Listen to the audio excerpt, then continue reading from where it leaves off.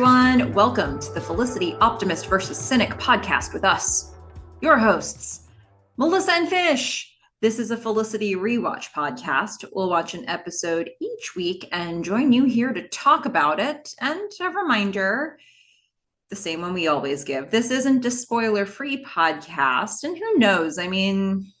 Who knows what'll come up as we cover this final episode of season 2 today. Maybe we'll mention some things that come up in the future in season 3 or 4. That's something you can look forward to finding out. I am Melissa, and I'm here with my adorable co-host, Fish. Fish, how are you doing today? Adorable. That's so nice. I'm good today. Yeah. Getting ready for the holidays. So much stuff is happening. So yeah, lots of plans, lots of moving plans. So yeah, it's all coming together. Maybe we'll see. That's fair. And for those of you who are like, holidays, that happened forever ago. That's how far ahead we needed to get to manage the scheduling conflicts. So it has been an absolute gauntlet. It really has. We're doing 3 podcasts the week of Christmas? Yeah. Recording. And it's all because Melissa has a fabulous, wonderful, amazing opportunity to do some wonderful work stuff for the first 3 weeks of January. So big congrats to her. Yeah, it's gonna be fun. I'm gonna be in Lake Placid for a few weeks, and I'm gonna be doing some sports stuff, going back into that world which I used to work in. But it also meant that I would not be able to sit down for hours and hours at a time and record podcasts. And so here we are. If for those of you who want to play the home game version of this, you might go back to the last time we said we were caught up. And then you come to about now and realize it's Christmas Eve, and you can do the math. Okay. It's not pretty. So for any of you, who want to get in the sort of belated Christmas spirit, Merry Christmas. And Happy Hanukkah and all the celebrations. Happy New Year. Happy New Year. And in February. Yeah. Oh, it's so great. We are all discombobulated here, but that is okay, because we are going to talk about season 2, episode 23, The Biggest Deal There Is, which originally aired May 24th, 2000. It was written by J.J. Abrams and directed by Jack Bender. Here's the description for this one. Felicity must choose between a prestigious New York internship or a California summer with Ben. Javier prepares to wed Samuel, and Julie faces the return of her birth mother. Elsewhere, Noel is smitten with Javier's cousin, Natalie, Allie Landry, and Sean courts a surly Meghan. So Fish, that's what they wanted to tell us. It's an interesting definition of courting, huh? I think that's what this looks like between the two. Which, you either love it or you hate it, or you love it even more. I don't know. I love it even more. I love it even more too. It's fantastic. Yeah. Well, where do you want to start with this? How do you want to take this episode? Well, I'd like to just, start by saying it's clearly not going to be a 10 out of 10 for you. Ugh. Guys, did I just block all this out in my brain, the Dear Sally of it all? Apparently, because it's like every freaking episode. Let's be clear. The last time we heard anything from Sally was Help for the Lovelorn. And that wasn't a tape from her. That was a Twilight Zone-esque voiceover. And that, by the way, was what? Episode 11? Yep. And then before that was her last tape. Wasn't it like episode 2 or something? It was like 3 or it was. This is ridiculous. Once again, I remind you that it's not that I'm against the Dear Sally of it all. It's that I'm against the fact that they are insistent on her never talking back. Okay? Ugh. I don't know. Ah! I mean, basically, what we're saying is the show is great. It is just missing one Jean Garofalo. It Yeah. is poor for her absence. I mean, give it the program, folks. Writers, like, you know just as well as I do that you don't have Janine Garofalo speaking back to Felicity. Okay? Can we Yeah. just call a spade already? How many times do you have to make fun of your own device?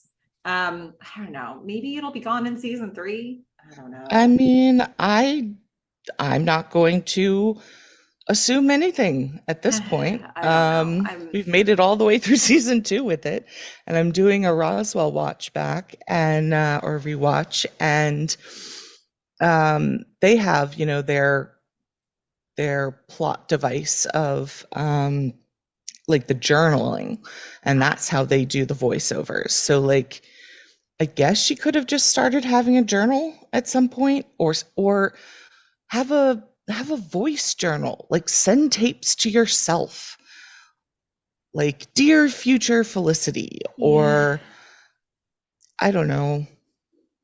I think the Could moral of the story nobody is think of Sally's something dead. better? Yeah. Could nobody think of something better? Nobody in the whole writer's room. Okay. Nobody could think of a way to solve this. Well, we don't know how many people this bothers. I mean, of our sample size of 2, it's half. And to But be of a fair, not a single larger, person, not yeah, not not anybody has written in to share in this feeling that I have. Okay, we have not heard from you listeners to tell us that you also don't like this. So maybe it's just me. Maybe I'm the I only mean, one. I don't look, know.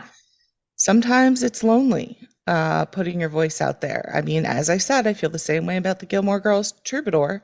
Yeah. Really pisses me off, but I don't know. But I would like to it's stage a getting a sit in. point. I don't know where, I don't know when or how, I don't know what would make an impact for this particular cause, but I would like to Mhm. stage a sit in to request that Janine Garofalo retroactively be added back into all the episodes of season 2. Who's with me? I mean, I'm there in solidarity. Solidarity, sister. Look, we will find a place and we'll sit there.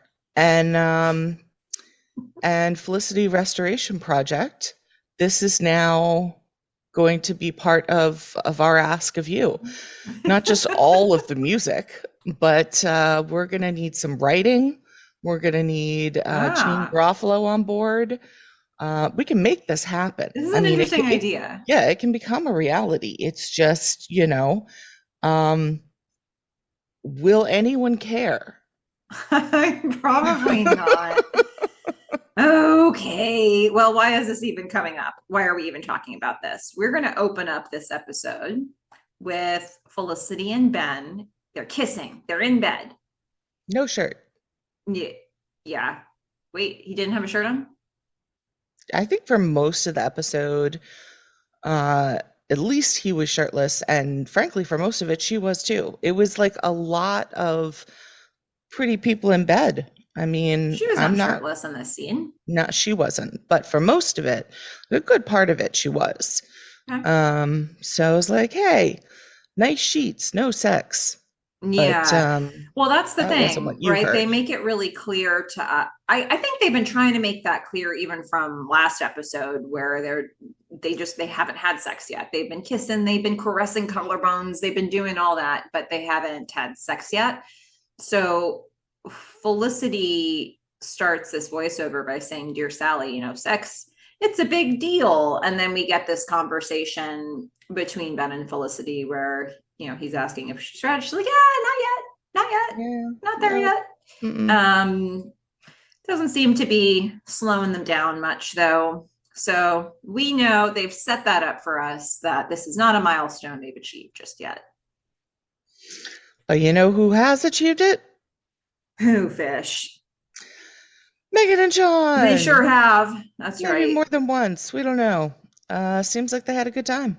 Yeah, they went from that animalistic kiss, as you were thinking of it, in the Primal. bathroom, primal, Yep. from the closing of the last episode to we're starting them out in this episode. They're waking up in the loft bed together morning after. Yeah. And Sean had fun. And he would like to say out loud, morning, I had fun.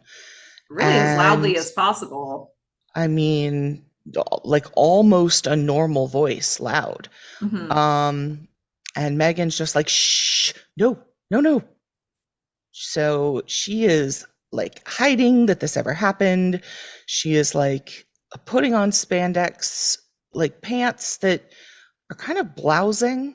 So I don't know what's going on with that. Like, um, maybe they aren't spandex, but yeah, she's trying to hide it, and she's hurting Sean's feelings in the process, which makes me sad. Um, I mean, she is polite. She does say thank you for the sex.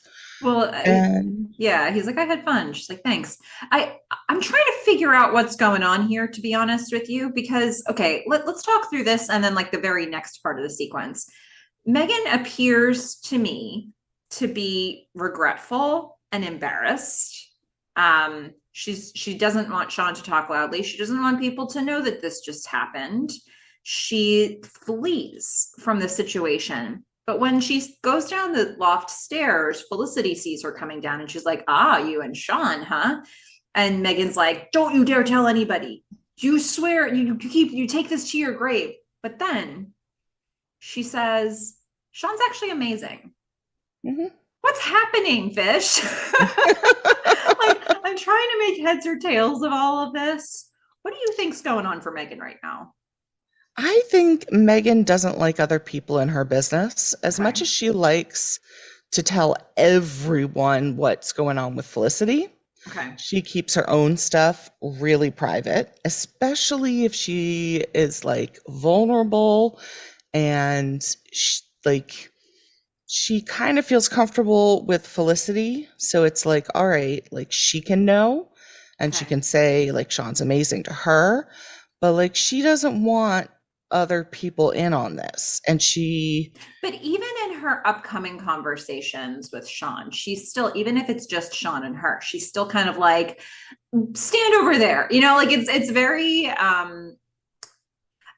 the thing that confused me was her willingness to say that to Felicity, because otherwise I feel like what we're getting from her in this episode is like that I've made a mistake. I can't do this with you, Sean. And then she's just like drawn to him physically, and that just overrides everything in moments.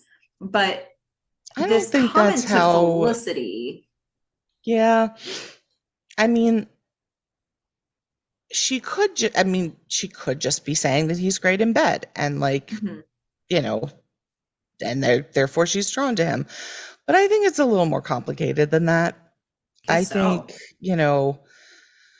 Megan's freaking out a bit herself. She doesn't want other people in her business. She like wants control over the situation. Um, she's gonna like dictate what happens when, and she's gonna like, I don't know, I don't think she was looking for a relationship. And Mm-hmm. so she's just like, okay, well, we'll just do it one more time and that'll be fine. And, you know, we'll see later and we can talk about it. Sean's brief seduction, I don't know, courtship, skull based wooing, I don't know, whatever Mm-hmm. you want to call it. Uh, it works in pretty quick order. I have a feeling that Megan, I don't know. I feel like, I mean, again, she has so many walls up Mm-hmm. that she probably scares most guys off. Yeah. And so, like, sure, like Earl's around and they can hang, but I don't think she gets a lot of affection or like people doing nice things for her Mm-hmm. in this kind of way. Okay. Um, so I don't know. yeah, I think she's a complex lady. I guess so, right? I mean, I appreciate this take. It's helping to put some things in perspective for me. Listeners, though, we need you. Yeah, We need you, absolutely. listeners. What are you seeing here? What's going on with Yeah. Meghan? Truly, this whole thing makes sense to me until you throw that line into Felicity, and that's what kind of threw me Uh, for a loop, I guess you could say, because she's saying he's amazing. It's like, oh, well, then what are you doing? Like, I don't really understand. Um, Yeah, I do think it's like already foreshadowing that maybe there's going to be some issues between these two. The fact that she like hurt his feelings and that she herself has feelings, but she doesn't really want to admit it to a bunch of people, including Sean. Um, so yeah, it's um it's an interesting way to go, it really you know? is. These two Yeah. always got to I be a feel like conflict. it's going to be a fun journey. Yeah, I think so too. Um, okay, so now we're going to get to the next will she, won't she? That will go on the whole episode. Well, I guess it's the only will she, won't she? Actually, maybe it's not. Now that I No, say it's that, not. we're going to Felicity's will she, won't she, which is in relationship to the internship that Yeah. she's been offered. And, you know, they teased this at the end of the last episode with the Ben's final line, are you going to take it? With the internship. And I would say this whole episode is marinating on that same question. Yeah, but I don't know. Is it just me? Like, eh, there was no doubt in my mind she was taking the internship. Well, boy, were they trying to put doubt in your mind. I think And that, it didn't work at any point. well, At I no point did it maybe I work. consider that a failure of the episode. I think that they were attempting to throw us off the scent in some way, or I think that they were at least trying to suggest that these two might spend the summer together, even up until like the whole airport, like Felicity in bed waiting for the phone call thing. Yeah. Like, we'll get that later, but I think this whole episode is a dance of like, will these two spend a summer together or not? And how will that happen? And so, if they didn't succeed in that for you, I suspect that's a failing of what they were trying to accomplish. Well, it Um, definitely did not succeed. Like the second that they started working on that page, the second that like Ben walked into the restaurant mhm, in the last episode mhm. and the professor didn't like immediately have him taken out by security, Okay. I knew she was taking the internship. Okay. Well, Like that was it. Like why would you have introduced the idea of the internship if she wasn't going to get it? Like sure. and take it. Sure. Now did I think Ben might come back from the airport and like spend the summer with her? Maybe. But I think we'll talk about it later. I think what Dr. Pavone says would make it hard for the show to do that at this point. So Like, I think this is a problem then with this episode because it's not as if it's like, okay, you know, the idea of like Chekhov's gun or whatever. mhm, If you show a gun at the start of an episode, the audience is going to expect it to be used by the end of it. And so like the tension in that is saying, ooh, how's it going to be used? Who's it going to be used against? What's going to happen here? And it makes you stay invested. The opposite happened here. For you, where they were like, oh, internship. And you were like, well, she's taking that. But the problem is that this entire episode was about building tension about whether, like, what was going to happen with this. And your yeah. feeling was like, no, she's taking it. Yep. Yes. Oh, well, so Yep. much for that. I Okay. know. And we get this scene where so this is going to be a theme like throughout. Mhm. Generally speaking, like people look good in this episode, like in and out of clothing. But at this point, like Felicity's wardrobe has gone up like a notch. Oh, Yeah, this rose good shirt, reference. thank you. This rose shirt that she has on is fantastic. So she comes in and she says in her voiceover to Sally, the plan is to turn down the internship. And then we're like, okay, fine. So she's going to go in, and that's the plan, but there's going to be something else. And there is. There's this whole Calhoun guy, and it's really tempting to, work with this great guy. And I was like, okay, so is this where she takes the internship? And it's like, no, she still turns down the internship. And I'm like, all right, so she'll take it later. Well, yeah, so we only spent a moment in that voiceover with Sally, but we're going to get the rest of the scene to play out in real time between Professor Morton and Felicity. And Felicity goes with the intention of turning down the internship, but Morton sweetens the pot. She's like, hey, you know that amazing artist, Quincy Calhoun? She's like, of course. Of course I know Quincy Calhoun. She's like, I saw him at the Whitney. Uh-huh. Turns out he's going to be a guest curator on the project that we're doing. And we're going to be spending the whole summer at his studio working with him. Try to turn that down, Felicity. And then Felicity turns down. And the professor goes, no, she does. She's like, I don't think I can do it. I don't think I can go, right? When she turns it down, that happens in a slightly later scene. Right. But yeah, she's basically, they want us to linger on this question for a second. Will she or won't she turn it down after having accepted it? And they're then going to move to a scene in the loft. She hasn't accepted it yet, has she? I don't know if she has. It was still a question. I think it was still a question, but it's tricky, right? Because although it's still a question, the point of Ben finding Professor Morton in the restaurant and then Felicity taking this the paper that it turned into, like, I think it's implied for Professor Morton that Felicity wants the internship. So I think that's the default unless Felicity says otherwise.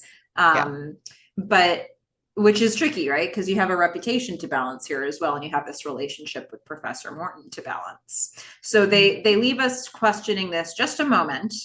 They move from this, Professor Morton telling Felicity about Quincy Calhoun to the loft, where we're going to see Richard and Sean doing food prep for the big rehearsal dinner. I love their aprons. Yeah. I love Richard in an apron. Somehow these two became really cute friends. They're bonded now. Yeah, for life. Oh my goodness. Yeah. And Ben's going to cut in on this, and he's nervous because is Felicity back yet? Oh, she was supposed to go and decline the internship, but I don't know if she's doing it. He's anxious about it. Yeah. He's worried the longer she stays out there, the more she might be tempted to actually take it. And she's at least told Ben that she's not taking it. Mm-hmm. But who knows what's going to happen the longer she stays out. And then Richard sort of takes Ben's mind off of it for a moment by telling him how he's going to spend his summer. It's like, oh, did I tell you what I'm doing? I was like, oh, what? She's like, I'm going to spend a summer in Palm Beach. It's going to be amazing. Ben's like, really? And then he immediately loses interest and walks away. Yeah, I don't think he was ever interested. Yeah, I think that was overly exaggerated, feigned interest, just for the comedic timing of, and I don't care. This is really beautifully done.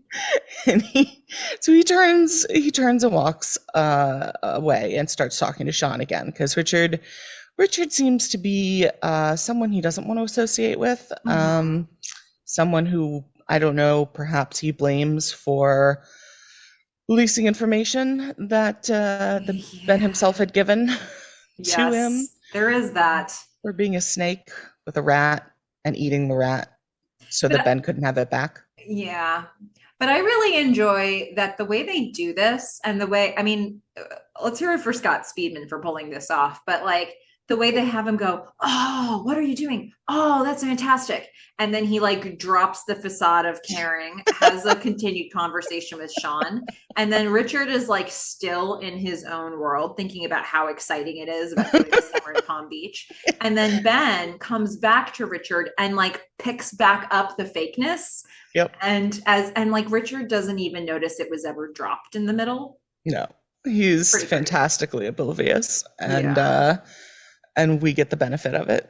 Yeah, that was Man. done in a beautiful way. For those who haven't seen the episode recently, like watch it and don't do something else while this scene is playing. Like you gotta watch Scott Speedman here. Yes, his face is amazing, and you will also miss Julie in an outfit from A Little House on the Prairie. Yeah, she's got a dress on that's supposed to be her uniform for working at the S2 Inn this summer. Whew. I don't know what she's doing, but my guess is she's putting some griddle cakes on. Yeah. And ringing the bell for Ma to come in and Pa to come in from the fields or the prairie. So. Everybody's like, whoa. I didn't actually watch that show, but yeah, it was. So everything that you just said was an attempt at a reference to a show you've never watched. Correct. Okay, great. I was with you. I believed it. Yeah. Okay. Yeah. We're sorry for those we offended, of those who really do appreciate the show. Little House on the Prairie. This scene, the mood of this scene is going to change right quick. Yeah. Because Sean is going to deliver a message. He's going to pass along a message that he took down early in the day when Carol Anderson called for her. Yeah. I was just like, WTF are you doing, woman? Mm-hmm. Like, how many times do you have to like barge into this girl's life? I mean, I didn't ever spoil you on this, right? Did I? No. Okay. I was really trying not to, because I just wanted to feel the full impact of. Yeah, I was just like, what are you doing? Like, there's no reason for you to be contacting her again. Like, you made up your mind. This is my thought at the time. Yeah. Yeah. So we're going to get Fish's pure, uncut feelings about Carol Anderson's return and the information she wants to impart in this episode. I think, all they really do in this scene is say Carol Anderson called, and I think that hits with the appropriate gravity, and it sounds like it landed for you in the appropriate WTF kind of way. But Julie's like shaken to the core. I'm surprised she even called her back. Yeah, and only Ben in this room understands why Julie has this like abrupt downshift of mood. I don't think Sean ever even knew about Carol. Doesn't seem so. Yeah. So, okay. Now we're going to quickly go over to that scene where Felicity declines the internship, because we had to have this whole speculation thing first. Speculate. All right, fine. So she's going to turn it down, but she's still going to take it. Okay, fair enough. So they really didn't leave you questioning the outcome, even though she declines this internship, and she is about as generic as possible about why. She's like, so there's this thing, I can't do the internship. Yeah. And that's as much as she's going to give Professor Morton. There's this thing. And Professor Morton is just sort of shocked. She's like, oh, well, I mean, I guess if you can't do it, moving on. Yeah, pretty much. She needs to fill this soon. She needs some support. Yeah, I don't think she's going to have a problem now that Calhoun is part of the deal. But yeah, that's she was seemingly surprised. Yes, so, right? Well, now we are going to go to Dean and DeLuca. And Javier's freaking out. Javier spends a lot of this episode freaking out.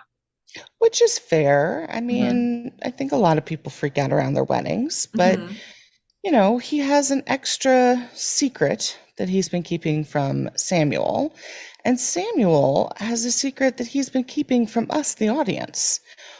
We did not know that Javier was marrying a Will Ferrell impersonator. Oh, okay. Yeah, Samuel is Will Ferrell. Like, he I looks see. exactly like Will Ferrell. Okay. Yeah, That's fair. I hadn't put that together, but there you have it. yeah, that's my take on Samuel. All right. Well, Will Ferrell. I think that's a fair take. And I might spend a little time here trying to find Austin Tishanor. That's a name. Yeah, I'm seeing the picture that I want. There was more than one Samuel. He's number two. Yeah, But first yeah, Samuel, no curly hair. Second Samuel, curly hair, Will Ferrell in like when his hair's not super red. yeah. Let me just be 1,000% sure that that's actually the name because I'm seeing two names here. One of them is a Will Ferrell lookalike, and the other one is, well, I don't know what he was a lookalike for. Not this guy. Yeah, not they're very different looking Samuels, that's for sure. Okay, so Yes. I think that second name is the first guy, and I'm double checking on Austin. And this is really interesting podcasting what we're doing here. So yes, Austin Tishanor might be his name. It's definitely his name. It's not might not be how you pronounce it. And that's apparently he does a lot of theater actor is how he's described. Yeah. So, I mean, the main point is that Javier is marrying Will Ferrell, Okay. and also that his niece, cousin, somebody is like the smoking hot Doritos girl. Yeah. Yeah. Yeah. Wow. So, Javier is just in the middle of sort of freaking out to Ben about the whatever the thing is he has to tell Samuel, Which we already knew which from we like already knew. episodes Yeah. ago, but I didn't know that this was the thing he was freaking out about. But Yeah. like we knew he was going to become a student. Yeah. So He's mentioned this to Sean, I think, right? Um, could be. he's Yeah. mentioned this before to us as viewers, but I guess he hasn't thought to bring this up with Samuel. So there's that. But he's in the middle of trying to explain this to Ben when all of a sudden he starts speaking, what is it, Pig Latin? Like what he starts speaking another language that doesn't have intelligible words. And I don't know. yeah.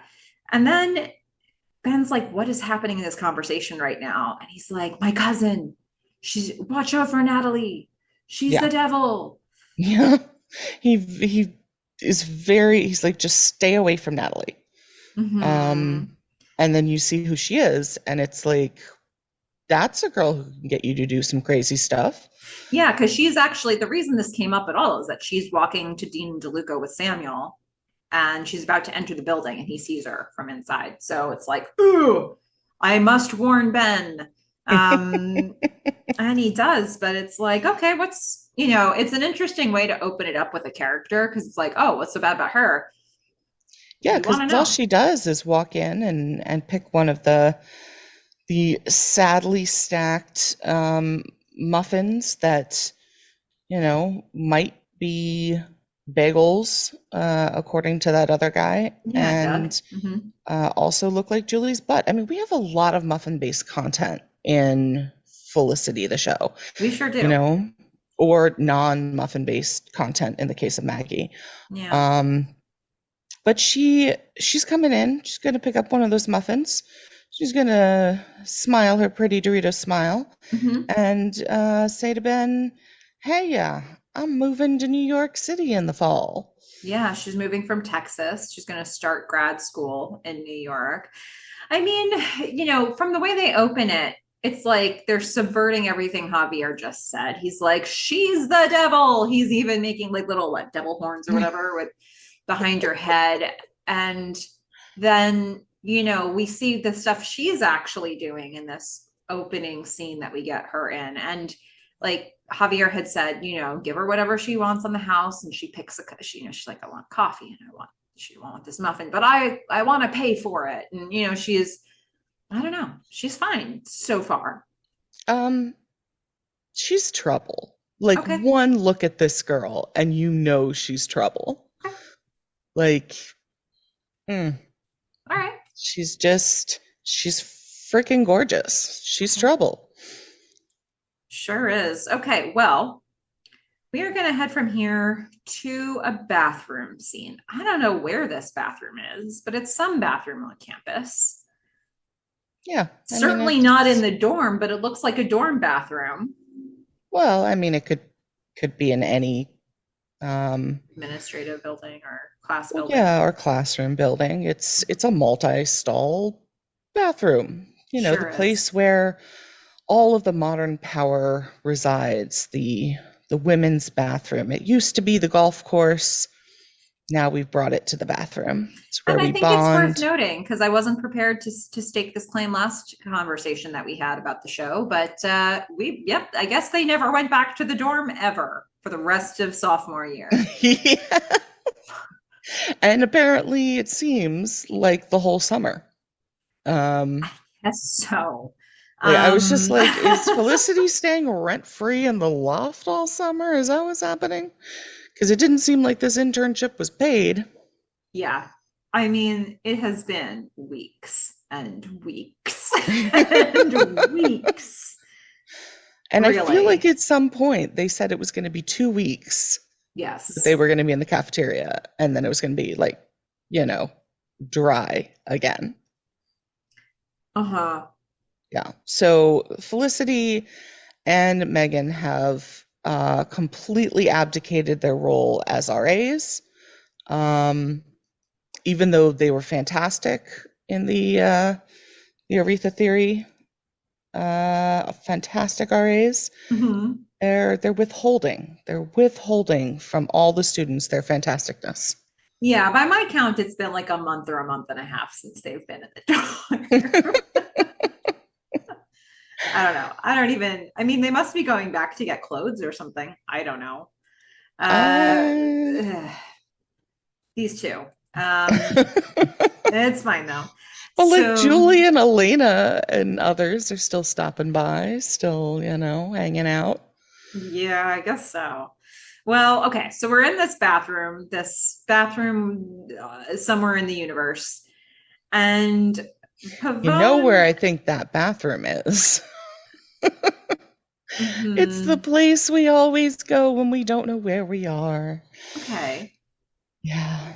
All right. Secret, like, building of that seems fair. Yeah, we have a lot of scenes outside of that building, and now we're having one inside. Yeah, fair enough. Well, Pavone is going to run into Felicity here, and she spoke to Professor Morton and before Felicity declined the internship, and so Pavone thinks Felicity is going to take the internship, and she congratulates her. She goes straight into congratulating her for her new job. And Felicity's being kind of hedgy. And she's like, well, turns out that fell through. That didn't work out. Pavone's like, why? She's thinking for sure there's a great reason for this. She's like, you gonna go home, maybe be with your mom? And then Felicity's like, well, looks like my parents are gonna give it another shot. And I did think at that point that Pavone might have been pulled off the track and was gonna say, you don't have to be your parents, like, minder or whatever, but she sees right through this, and she is gonna say, oh, Felicity, you're turning it down for a boy. And what I really appreciate about Dr. Pavone here is she thinks that her advice is worth 1 cent more than everyone else's advice. Yeah, that's good stuff. Yeah. I actually appreciate a bunch of things about this scene because I also have been wondering where Edward Porter is. So the fact that they even attempt to well, my mom and dad are trying to make it work. Okay, maybe that's where he's been for a little while. I'm kind of glad we got that throwaway comment Yeah, because because he he just hasn't been showing up at the loft, and we assume had he still been in, New York City, he would have moved in with them by this point because everyone else does. for sure. Yeah, Yeah, but he hasn't been dropping by anywhere recently. yeah. And so, but he was So doing it all the Doctor, time before. So I'm glad we have an yeah, explanation on a way that why that might be. yeah. Um, And Dr. Pavone is gonna, most people would say, look, I'm gonna give you my 2 cents. mhm, That's what it's worth. But no, no, Dr. Pavone says my advice is worth 3 cents. that's right. And I'm going to give it to you even though we're not in my office and you haven't asked for it. And unsolicited advice is never a good thing. We all know this. I'm going to do it anyway, and it's worth more than anyone else's. And this advice is, what is it, Bish? Oh, I said it together with her. Take the internship You did because say it guess with her. what? She's gonna take it. I knew she was gonna take it. Yeah, Like we well, all knew she was gonna take it. unfortunately, that is in fact the failing of the writing of this episode that you knew the whole time. But and so there was never any tension for you here. But I heard you saying it was one of those satisfying moments. It was like just before Elena hit Blair, and you were like, hit him, and then she socked him in the face. And it was kind of like that here, where you're like, take the internship, and you were saying it as Dr. Pavone was saying it, Yeah. and she didn't mince words there. No, she continues not to. But and then she provides more context. Her advice was take the internship, but then she's like, look, don't turn down a chance to become a more interesting person for a boy that, like I know your relationship. If your relationship is meant to be, it's going to be there long after this internship is over. And I think when she says that, I think she believes it will still be there. Um, Although I don't know if that would have changed her advice if she didn't, but I think she thinks that these two have something and that Felicity taking this internship is not actually going to have a long term impact on their relationship. But even if it did, like, Yeah, I don't think she knows what's going to happen with them. mm-hmm, I don't think anyone would. mm-hmm, But I think her point stands. It's like you're in college. mm-hmm, This is a great opportunity for you. And you know, she does say, I mean, it's a great line that she says, don't turn down the opportunity to become a more interesting person out of fear. yeah, And then she has to clarify it's out of fear of losing Ben. yeah, And it's like, I mean, it's sort of the non-romantic version, right? It's mm-hmm, like, you know, you're probably like, this is a college relationship. You may not end up together anyway. Like, and we see that in the next scene because, Felicity is walking by and seeing Ben talk to Natalie, like another mm-hmm, girl.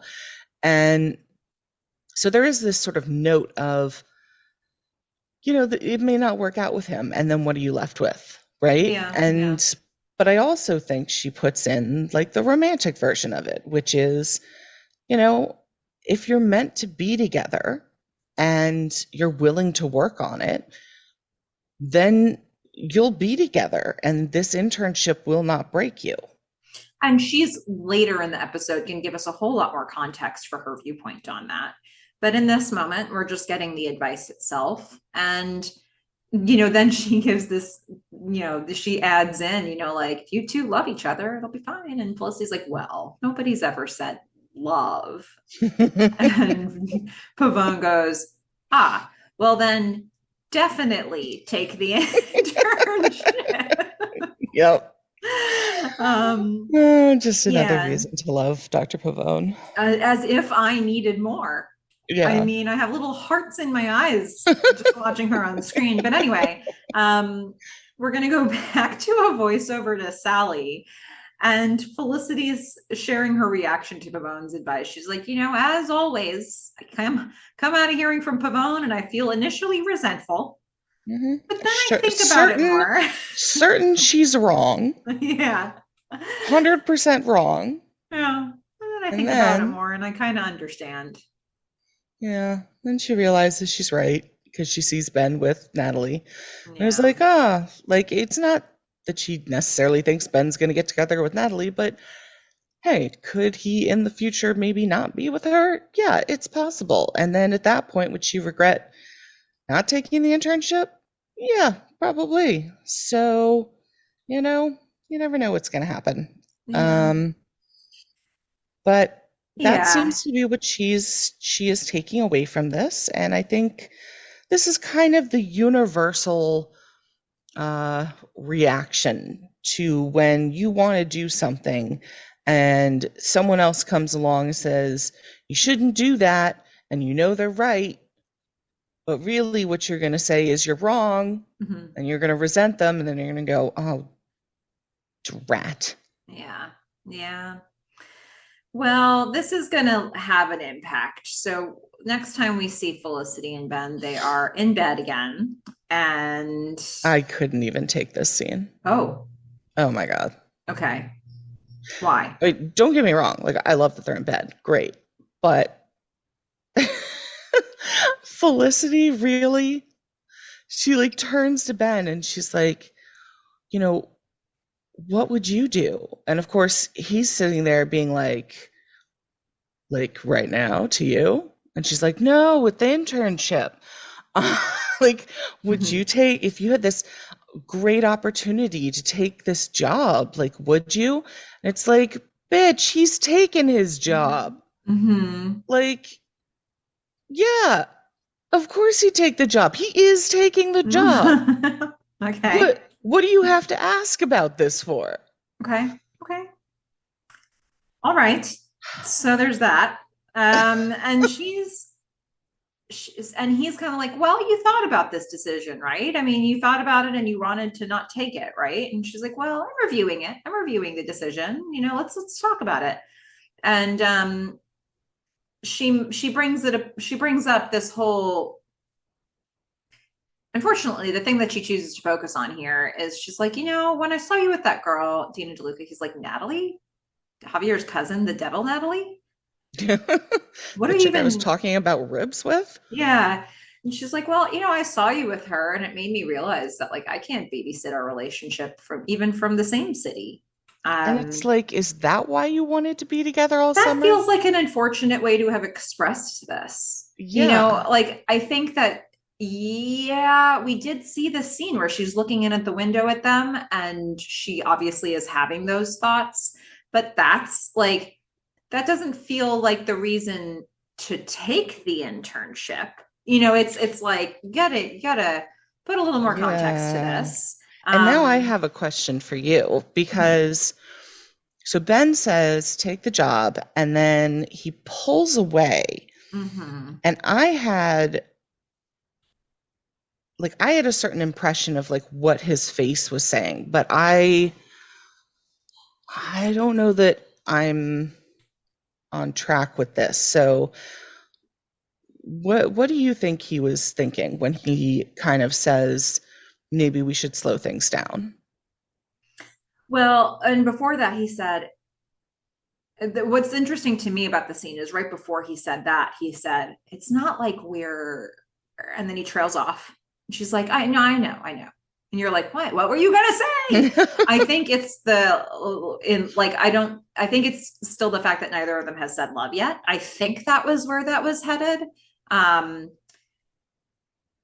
maybe, but It could have so been a number of things. I mean, it could be they haven't even had the conversation about like they're only going to date each other. It could be they mhm. haven't had a conversation about like how serious they like he could have been saying like it's not like we're like that serious, you know. It's so hard though to for me to fill in the blank for that sentence because everything that's built into this and then the whole like Aretha theory, the whole process of getting together there, the whole last episode with, him moving heaven and earth to get her another opportunity for the finals. It's like Huge step backward, yeah. it's like what oh were you not going to be exclusive at any, like, what were we heading towards in this whole show? So it is weird to me to have this like unspoken, somebody just say the words, somebody just say them. It's a formality at this point. I don't think it's I think it's just this happens, right? It's like someone pulls back and for some reason, Mm-hmm. whether it's like a situation, like a circumstance, or, like an unspoken trust issue or something, like one person pulls back and then the other one pulls back and then the other one pulls back. I mean, I've had this happen, and it's just like sometimes it's really, really, really hard or impossible to reverse. Yeah. Um, so I'm glad that it like doesn't completely pull Yeah, them it's apart. bananas here because we've just had so much build up to this. And again, like they had their, for me, like I said to you, for me the Aretha theory is like the, if this were a rom-com movie, like a Hmm. shorter form 1.5 hour sort of thing, that's the happily ever after of it all. That's the, like, the kiss seals the deal. And you imagine in your mind where it goes from there. And then they show us the next episode, which begins to show us like what this relationship really looks like. And you still get this impression that they're totally focused on each other. So it is interesting to see this step backward in the context of the internship. And so your question, because Ben says, let's slow things down. She says, yeah, that's smart. That makes sense. Um, and for me, it's more of a feeling when we close this episode because, or with this scene, because when we open this scene, they're in bed and they're so connected to each, like physically touching and connected to each other. And when we close this scene, we get this overhead shot of them in bed and they feel like, yeah, they're in the same bed, Hmm. but like they are two totally isolated people who They have, happen to be in the same bed, feeling totally disconnected from each other.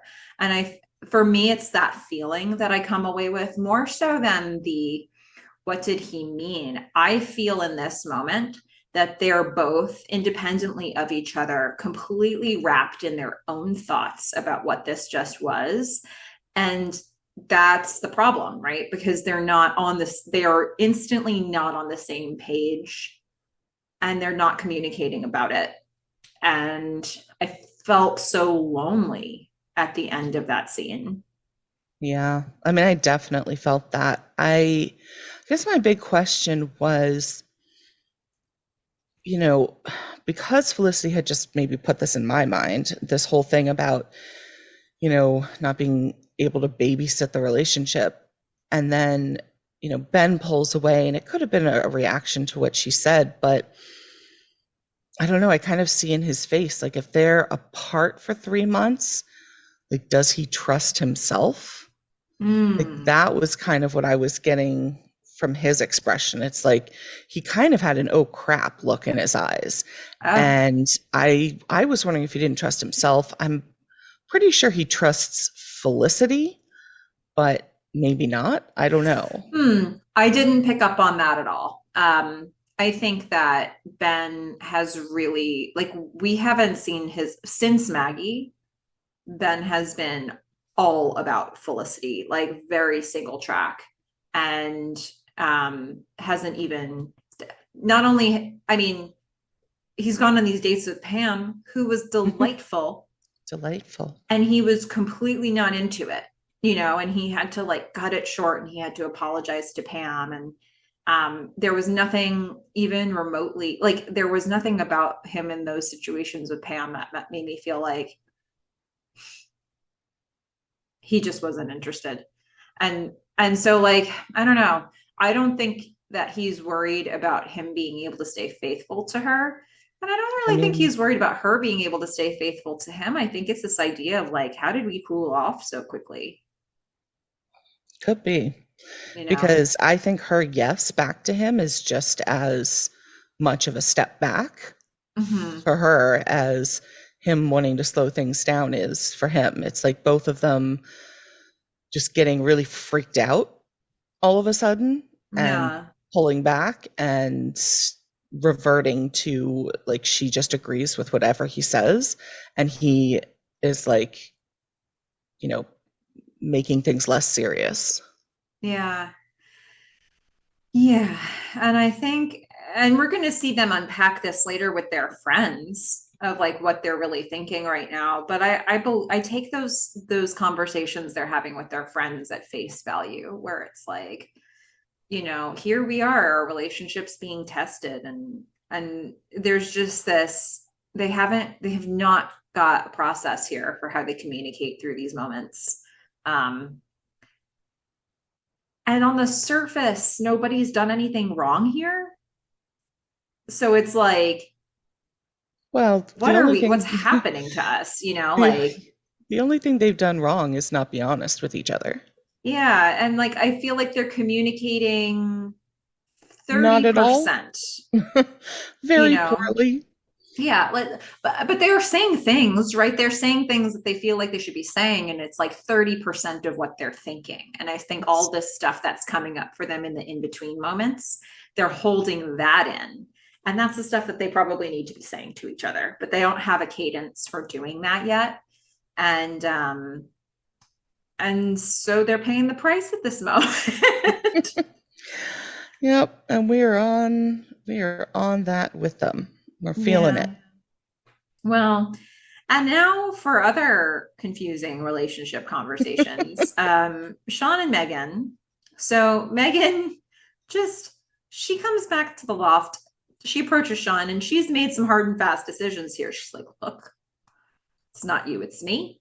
Yep. I'm gonna put my spirituality before our relationship. Yeah. I need to look at my spiritual health and career. I mean, she says it in a very mature way. Mm-hmm. She's going to be a counselor at Wicked Camp. Sure is. She's gonna be a counselor at Wicked Camp, and that means she's got a lot to memorize. She's got incantations, she's got things to do that she needs to Hmm. prioritize right now. She can't have distractions. And last No, night was a mistake because she can't have distractions. no, There she is, wants to be the best Wiccan she can be, and and and so she's pushing Sean away. She's like, we just this can't be. she says there So is no future no for us. future. Mm-mm. Wow. I mean, they've had one night together. I mean, it's not like he proposed. I think what's So really funny is the juxtaposition of this journey Sean and Meghan are going through and the one Felicity and Ben are going through, because I think they're both heading to the correct decisions, but they're the opposite decisions. And I think it just goes to show you that personal growth looks different for each person. Like, that's true. I think it's like, what's the weakness in your life? And I think these two are really tapping into what growth looks like for them. And it's the opposite of Felicity and Meghan, that is. It's the opposite for each other, right? Like for Felicity, we consider the growth like this time, choose yourself Yeah. over a guy, because in the past, you've chosen a guy. And in fact, at the end of season one, she's saying, I didn't have to make a choice between Ben and Noel, but I did. Because she could have gone back to Palo Alto by herself for a whole summer at the end of season one. Hmm. And she did choose a guy. And she had more than one option, but she still chose a guy. And then she dealt with all the ramifications of that. She's been down that path. So now for her, the new choice looks like what happens when you make a decision putting yourself first and like putting your journey, putting your career, putting your passions or your interests first. And for Meghan, it's like she's setting up this whole thing where she is putting her passions and interests first. And Sean is a pull that she's never felt before. We haven't heard her talk about guys in this way, to Felicity at least, and we wouldn't have any other way to know. So for her, personal growth might look like maybe this time see what it's like to have a partner. Yeah. I mean, I've always thought that um, Felicity and Megan are very complementary because Felicity's journey so far, I feel, has been to develop a sense of self. Mm-hmm.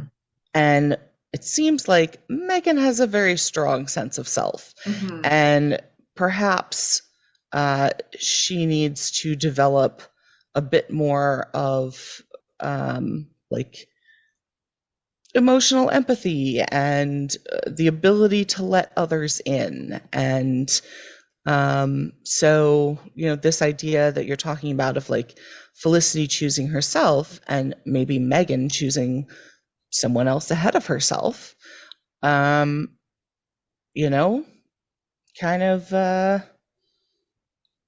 kind of seems to jive with what they each need. And I like that they're both making these choices. Yeah, yeah. I don't think we need to I don't think they need to make the same exact choice as each other for us to kind of root for them. But it is interesting to see these things side by side as they're playing out and these two women coming to different conclusions. And, you know, so Meghan has what sounds like is headed towards being a breakup speech, even though they weren't They're not really together. dating. Yeah. But she's like, no, we're done. This is it. There's no future. I mean, she's being as blunt as possible. And yet there's this attraction between Sean and Meghan that's so strong that they, after this whole thing, they just look at each other and she's like, okay, just one more time. Yeah. And then they just like attack each other again. Yeah.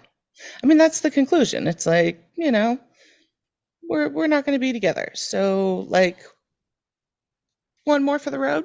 Mm-hmm. Yeah. Yeah. Mm-hmm. All right. Here we go. Yeah, but I mean, it just seems like they're drawn to each other. Yeah. Um, We've got more lip and magnets. More magnets. more magnets indeed. So Felicity is going to go to Professor Morton to do the next part of this little yo-yo game, and she's like, "Any chance the internship is still available?" And Professor Morton's like, "Well, no, because you told me that you didn't want it, so I offered it to a grad student." But, they're checking in, they're trying to get out of, they're trying to make themselves available, and I don't know. And They have a paid job and they're trying to get out of it to take mm-hmm. this unpaid job, Yeah. which may or may not work out because I can't pay them. Yeah. So there's that. So there's this like possible sliver of hope there. And so Felicity gets Professor Morton to commit to letting her know if it falls through with the grad student. And so there's that. The door is not currently open for Felicity to go back into that space, but she's put it out there that she wants it if it's back on offer.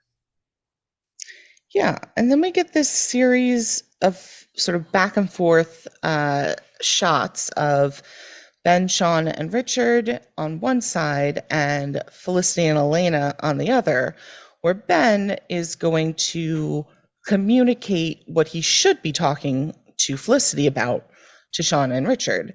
And Well, Felicity is I would even communicating. go further and say what Ben is telling his friends, if we can call Richard his friend, and then what Felicity is sharing with her friend is what they think they've communicated to each other.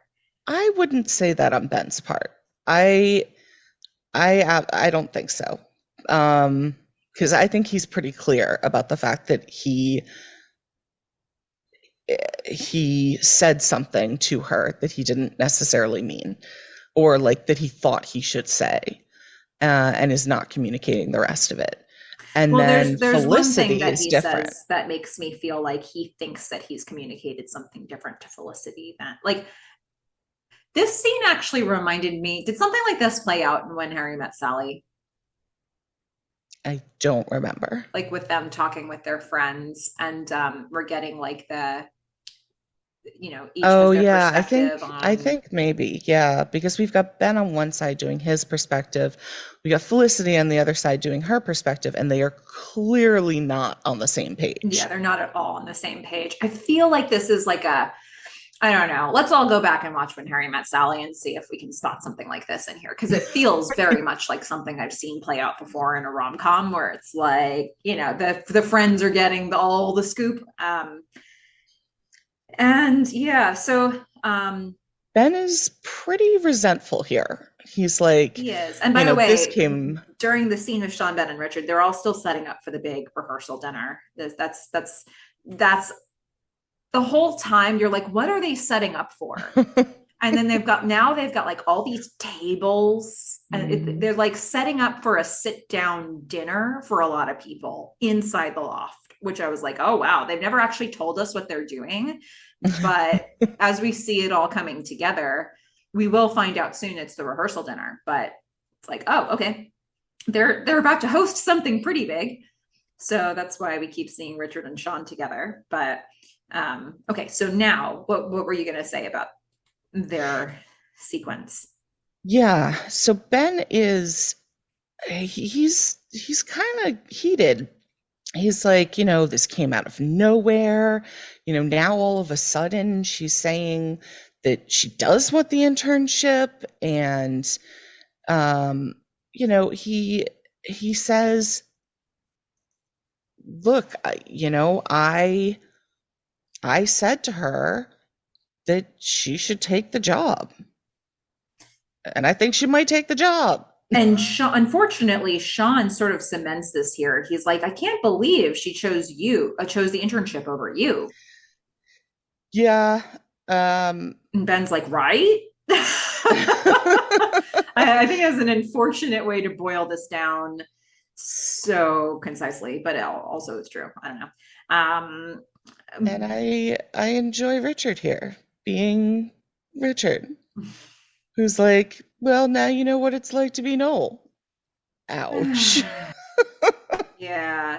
Meanwhile, Felicity is talking to Elena, and her assessment, she's like, Ben couldn't care less. Yeah. That he didn't even fight one bit for this, It's like, nope. Totally told me to take it. Yeah. But Elena, like, amazing dress. Oh. Fantastic there. Beautiful. Yeah. Good job. And we'll cut back to Richard saying, look, this is what Chia Head's doing. Yeah. Well, and in this next scene with Ben and Sean and Richard, so Felicity just described it as Ben couldn't care less. And then Ben, soft as soft can be, is explaining what he said to his friends if Richard was a friend. And he's like, yeah, I told her, I said, I'll miss you, but you should take the job. And it's like, well, he actually didn't say I don't know that he said I'll miss you. Nope.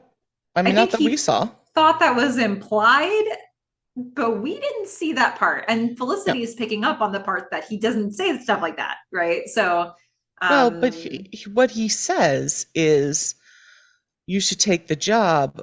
We should slow things down. Yeah, that's what he said. That's what he actually said. But I think what I'm hearing in this scene is he thinks he said this. He didn't. But that was what was in his head, and I think he thought the words he actually said to Felicity meant this, which is fine, but that's still miscommunication again, of all sorts. Well, but whether he said I miss you or not doesn't actually change the fact that what he did say was take the job. And what he's not communicating to her is the impact of her, what her taking the job is going to be on him. I think the thing is, with the way that this has distilled in both of their brains separately, I think that they've got truths in there and then assumptions. Mm-hmm. It's like, it is correct to say Ben said take the job. It is correct that Felicity is interested in taking the job. Like, those are the things that seem to be true of what we've been hearing so far. It is correct that her hair looks like a chia pet. Yeah. Then they just layered in all this other stuff. It's like, what does it mean that he said take the job? What does it mean that she wants to, I think that's where they start getting into some dangerous ground. Because and Elena's going to put a finer point on it, because she's going to just flat out come out and ask Felicity, like, basically, what is the status of your relationship? Like, are you in love with Ben? Mm-hmm. And we don't get an And answer she on is that. not going to answer that. Yeah. Yeah, we don't get an answer for that. But I think this question is coming up from a number of these friends or supporters of Felicity. Like, oh, do you love each other? Mhm. Um, and yeah, I like with the whole the whole Richard thing with the chia head. I like that he's just getting on. He's working on Ben's last nerve. Oh, yeah. And he's calling her chia head. Ben's like, don't call her chia head. And then Richard just like pats him and is like, yeah, yeah, Yeah. yeah, fine. He just placates Ben, and he's like, don't pat me. Ben is all irritation, no empathy right now. He just can't. He can't. Yeah. And It's this so is hard. Richard's sweet spot. He's like, haha, last nerve. Let me jump. Yeah. Jump on your last nerve. So this is so unfortunate. I feel like we as the audience can see that they just need to say like a little bit more to each other. Like they're Yes. pretty close Hmm. to being on the same page, and yet they're not. Yeah. They just need that extra couple of words exchanged. Yeah. um Those words would be, the emotional honesty piece of this. yeah. It's the vulnerability piece. Yeah. Yeah. The I love you, I don't want to be away from you, but I think that we're both doing the things that we need to do. Right. That we were just missing a little bit there. And it's also okay for them not to be happy about being away from each other. Like Yeah. that's fine. Say it. Yeah. Sometimes you're not going to be happy. Welcome to life. Yeah. Yeah. So, okay. And other things that we may not be happy about. We're Right. going to see Epstein Bar. We're going to see Julie meet Carol. Yeah, Carol walks in, and all I wrote down is great outfit. Why are you here? Right. Well, and you said something verbally. I might even say with some minor amount of anger at the screen I was a little annoyed. when Julie says, I've been thinking about you, and Carol says, I've been thinking about you. And what did you say, No, Fish? no. Carol says, there hasn't been a day that went by that I didn't think about calling you. And I was like, then why didn't you call her? Right. That's what I heard while I was watching this episode with Fish. I was a little miffed. You were a little miffed, and I just wanted to shine a bright light on that for those who didn't have the pleasure of watching this episode with you, because this is what it feels like when you don't remember this storyline. This is what it's like, okay? Yeah. Miffed. And also sometimes, you know, people talk to the screen because they're upset. Yeah, Fish, this Uh, upset you. it did. And Now, then, I'm really curious to know because I don't really feel like I got as much of a sense from you on the things that unfold with this conversation. So, what we do get in this part of the scene is Carol has obviously something that she needs to reveal to Julie, and she's struggling to get it out. But when she finally does, she says, Julie, your father is sick. yeah, Julie says, how sick? And I don't think that we heard an answer to that right then. I don't think so. So, I think what we see is the camera goes back to Carol's face and she's she's, like almost starting to cry. yeah, she's about to break down. Okay. So, what were you thinking at this point? I didn't know what to think at this point because clearly my question of like, why are you here was semi answered. It's Okay. like, all right, she's there to say something like really important. Um, and it's like fair. Okay. It it all depends on why, for me at this point, it all depended on why. It was like your father is sick. I finally told him about you. Do you want to meet him before he dies? Like, that's Okay. kind of the way my head was going, but So at also this point, you recognizing that needed to Carol, know know the point of why Carol was sharing this information. Yeah, this is something. At first, I was just like, there's no reason you should contact her. But then I was like, actually, okay, if this is the last chance in life that she has to meet her father Mm-hmm. and have him talk to her, like, all right, we're at a point where I am willing to open the door to Carol for like half a second and be like, let's see what your intentions here are. Okay. So let's put a pin in that for a moment until we get back to another scene with them. So we're going to see Noel meet Natalie. I'm thinking, I am actually kind of loving these two. yeah, right. I'm thinking, so this is probably outside of the loft or, I would think so. Yeah, it looked like they were both going up to the dinner. yeah. So Natalie is smoking outside Hmm. and Noel walks up and meets this woman for the first time. They have some banter about her smoking habit. I think this is like the smoothest Noel has ever been. I would agree. Yeah.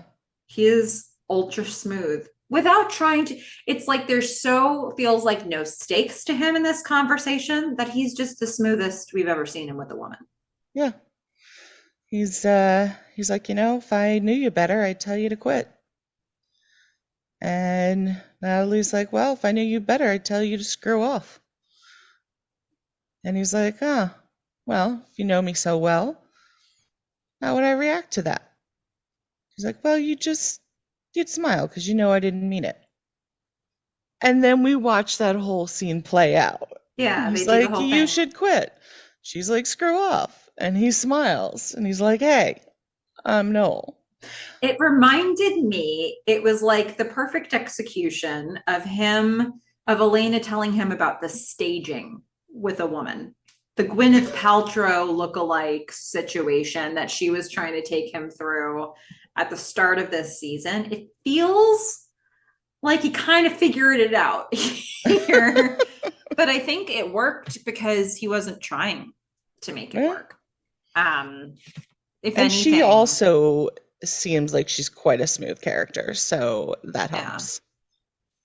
But she Yeah. is like temptation Well, personified. yes and no. I mean, she puts Noel at ease, but she doesn't have that effect on everyone. Um, we'll see Elena bristle hard. Well, yeah, but she's not a temptation for Elena. Yeah, yeah. But so, that's their introduction, and we're feeling, I guess we're both feeling sort of a natural element to, there's something natural and organic about how these two are with each other Yeah. from this very first encounter.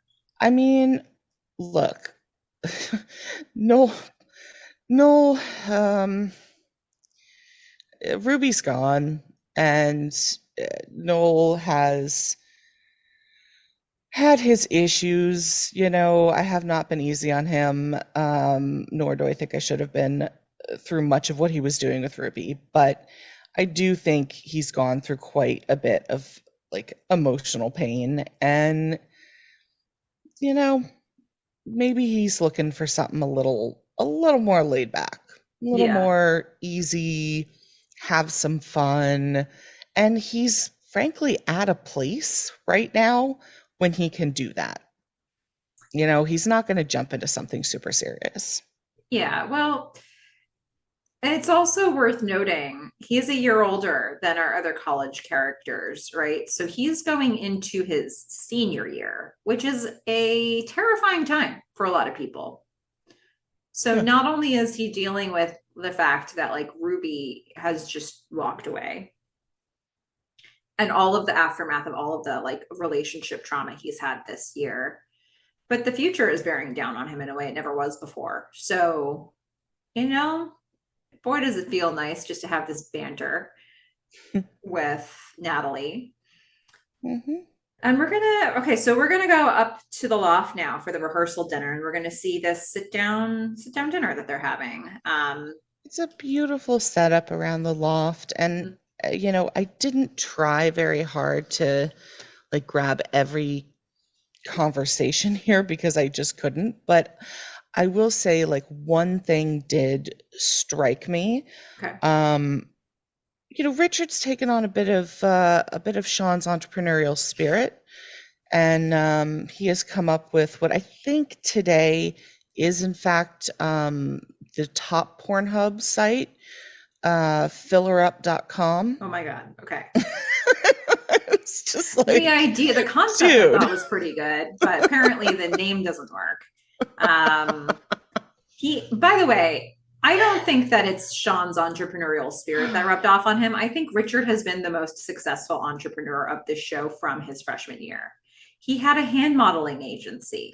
That is true. He's done all kinds of things that have actually gone pretty well. Like, he opened up his hand modeling agency and there was like a dozen women in the dorm freshman year.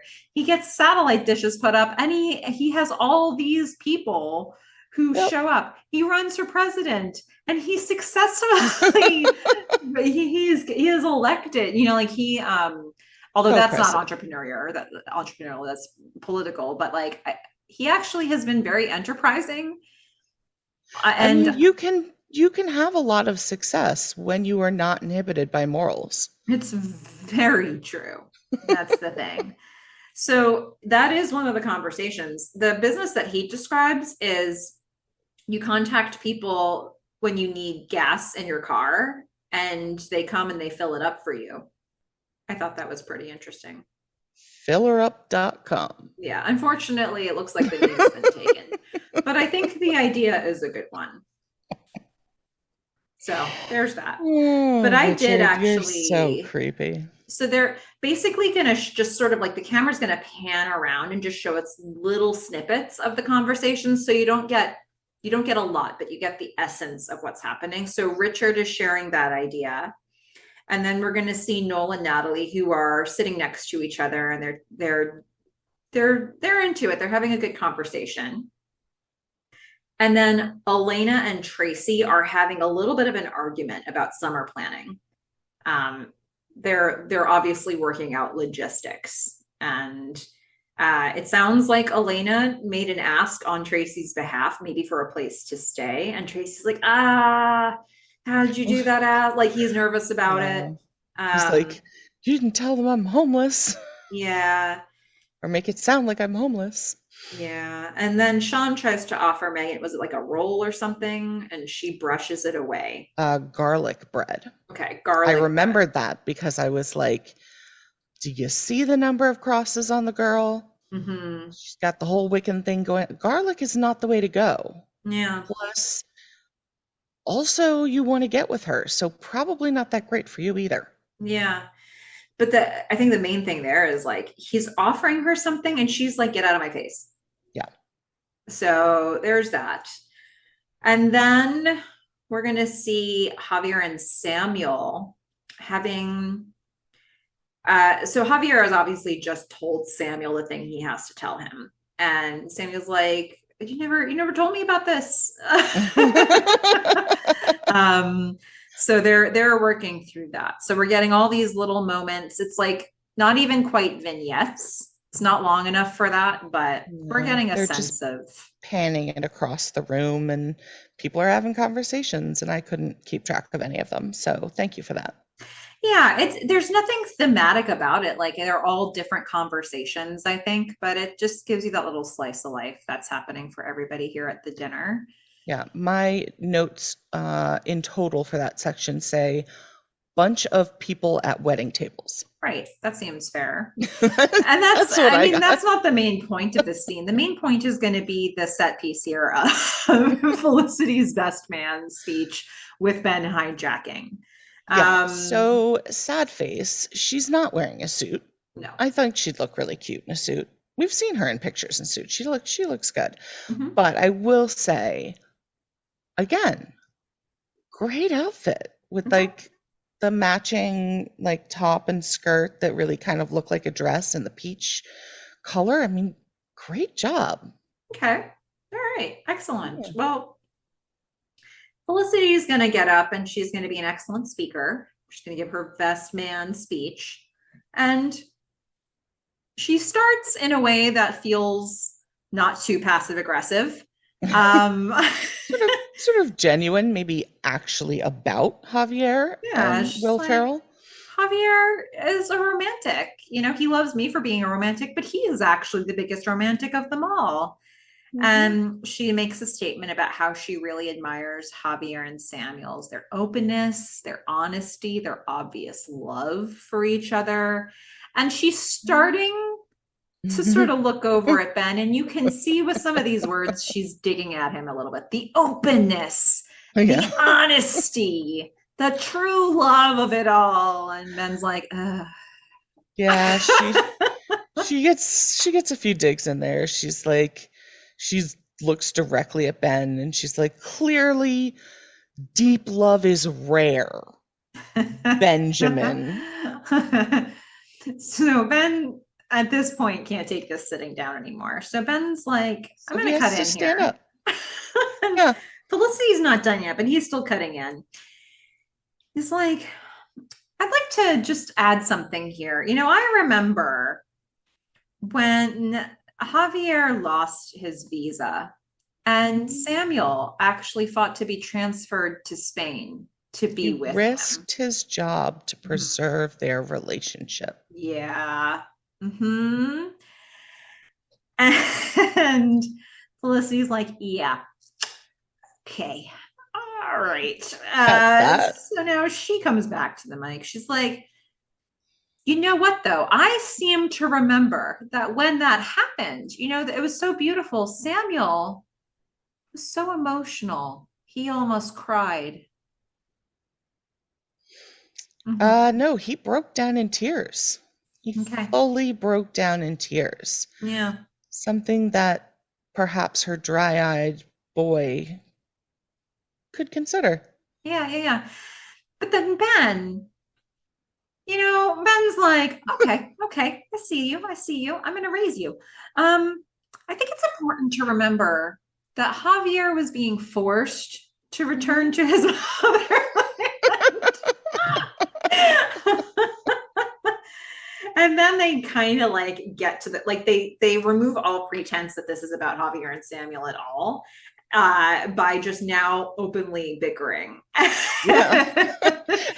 And Felicity's like, well, at least Samuel cared. And then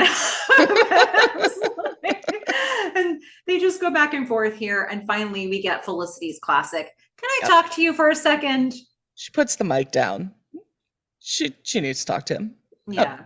Maybe not like in the middle of a best man speech. I want to give it, I don't know. It's been a while since I've given an award, but It like for my has. favorite line Felicity ever says, it's not like of all the dialogue, it may not be the best written line, but I always know when Felicity says, "Can I talk to you for a second?" All hell is about to break loose. And so it's the "Can I talk to you for a second? All hell is about to break loose" award. All right. Now, you might think that's a ridiculous name for a word, but It's I like think you're that reading name my mind. is exactly what it needs to be. It's everything you need to know Yeah. about why I get excited when this happens. Yeah. Think of a time she said, "Can I talk to you for a second?" and all hell didn't break loose. You can't, can you? No. Mostly because this is again the only time I can remember her saying it. I know Well, she says it a lot, she said it but before. One of my other favorite moments was when she walks in season one, when she walks into the dorm just in time to see Hannah and Noel ready to walk out. And she walks up to him with Hannah right by his side. And she's like, "Can I talk to you for a second?" And she keeps walking to her room. And you're like, oh, he's going to get it. Every time this happens, I'm like, okay, guys, here we go. Strap in. I mean, look, listeners, you tell us, like, have you ever either said these words or had them said to you and like not have your stomach drop, which just the classic words of "we have to talk." Mm-hmm. We have to talk. They're not happy words. They're not words that are like, "we have to talk. I I got bought you you some tickets to ice Disney cream." World. We That's both not how that jumped conversation in with our goes. interpretation of what might come next, and both Yeah. were not plausible. Yeah. Not something that's going to happen. But you know what Mm-hmm. they do have? They have passion. They're going Yeah. to go in another room and they are going to have it out. They're just gonna, because really, by the time they got to the end of this best man speech plus one, um, they were really saying the things that were on their mind, and Yeah. everybody in the room was like, Again, the emotional honesty piece that was missing. The yeah, Ben, I care about you piece of it. The yeah. Felicity, I want you to care about me. Like, what the, I don't, I'm upset that this is the situation too. Yeah. And so they tuck themselves into Ben's room while the rehearsal dinner is still happening, except this is what has everybody's full attention, and they can hear this whole conversation playing out from the next room. But they just get into it, and Ben's like, "Is that what you think? You think it like you think that I don't care that you're like?" And she's like, "Well, yeah." And then they have this whole argument about support versus indifference. He's like, "I was Mhm. supporting you." No, that was indifference, not support. And he's like, "What?" And she's like, "I hadn't even decided to stay yet, and or to go yet, or whatever she says." And it's all coming out now, Mhm. and it's just like they just needed all these words to be put out there. It's not that Yeah. the outcome is going to be changed. It's like they just needed all these words out. Well, I feel like what happened was they were in bed and she, brought up this idea about taking the job, taking the Mm-hmm. internship, and they were suddenly demagnetized. Oh. And then all of a sudden, they have this like their emotions are heightened again, and all of a sudden, oop, remagnetized, and boop, stuck together. Because that's what happens. I They're feel like it's like, you really said this, weird you to said think this. about this scene in the context of you saying boop. Yep. It's what happened. It's what happened in Okay, my head. that's upsetting. Well, all right, that's fine. So, boop, they have sex. They're You're just welcome. mid argument, and then they just like go in for the kiss that never ends. Yeah, and Yeah. and just fall down on the bed and we get this very self-satisfied voiceover Sally tape from Yeah. Felicity saying, and the first time we ever had sex, there were 40 people in the other room and no one knew.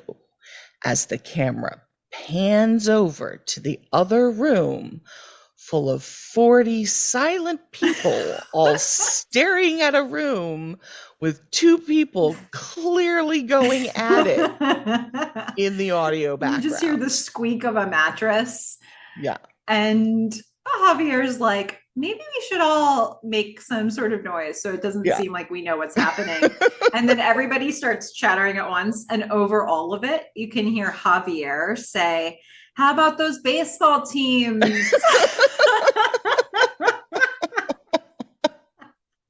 I love his awkward, like, let's cover up for some things.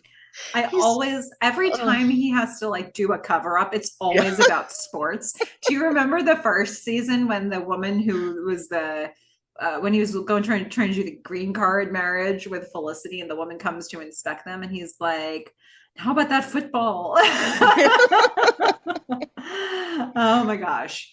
Oh, it's just classic. Yep. And now I'm a little confused because the next scene we're going to see is Felicity and Ben in bed. Hmm. They've had okay, so timeline wise is where I'm mixed up.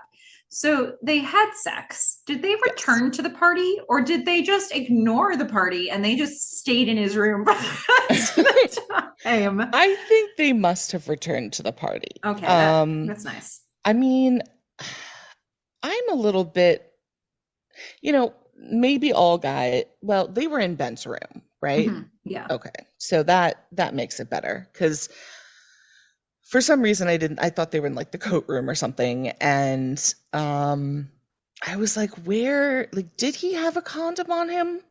Like, that's just what he was thinking all the time, always has No, one. But they're in his bedroom, they're in so his all right, room. that's fine. Yeah. So No, I think they probably go back considering Felicity thinks that no one knew. okay. All right. That makes a lot more sense to me. So Yeah. okay. I was Plus, like, I did mean, they you got to just admit, stay here? like, Ben's probably pretty stopped up at this point, Hmm. so I doubt it lasted that long. Okay. That seems fair. He is a college This has boy. been a long time coming, guys. My goodness. Well, yes. So now I guess they return to the party. Now they're it's that night. I don't know. Yeah, they're at some Maybe point in the they future. Maybe they did it again. They maybe look they did it happy. again. It seems like maybe they did, and they're in bed and they're just breaking down All this the conversation. things that Ben can't say correct, like Yeah. Javier. She mocks him for, I think, anything again in this one. Yeah, I she don't know. says, "You say anything." This is the first time she brings this one up. I highlighted it to you Yeah, I've never previously. really heard him say it, but all right. Neither have I I. haven't paid Um, attention to it. but she's like, "You say anything." He's like, "No, I don't." She's like, "Yeah, you say it weird, like when you try to say Javier." And he's like, "I don't say it like that anymore." And Fish and I were No, thinking, "You really never said it like that in the first place." no, that was not a thing. No. Why do you keep bringing this up? Why? It's Yeah, not a thing. that was an invention for one episode. And You then brought shouldn't up in at least like two or three other episodes. have. Oh my goodness. And then we But they get, are beautiful together. I will say that. They are mhm, just beautiful people in bed yes, together. They look just like models, it's very true. which they are. And then Ben says that he's sorry she lost the internship. She's like, no, you're not. I was like, Um, no, I'm not.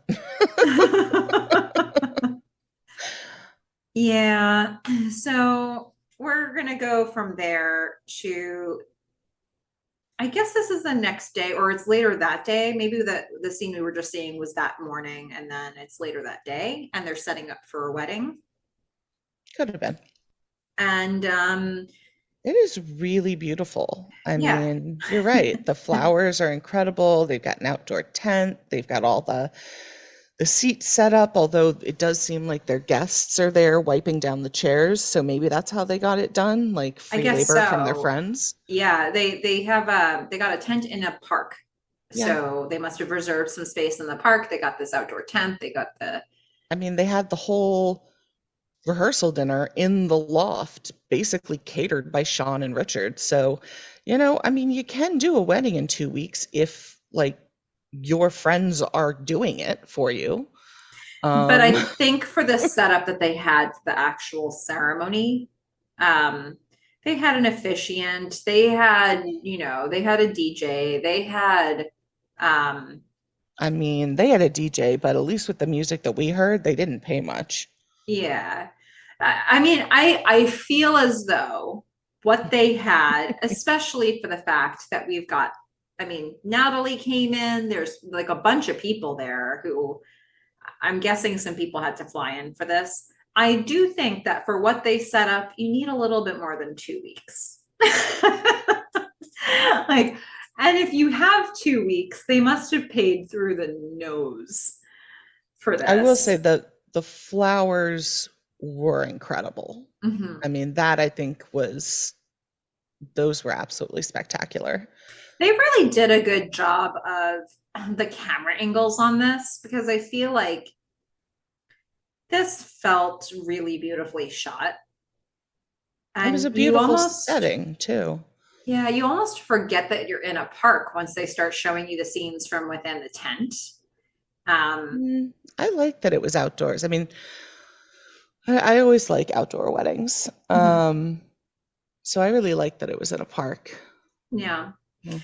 So, okay, so we're setting up for it though, and we're in, the area where I'm guessing the ceremony itself was going to be. And Ben and Julie and however many people are setting up the chairs and getting everything wiped down for it. And Julie is she has like a rain cloud over her head. Yeah. Yep. She Is has a fantastic dress on, but mm-hmm.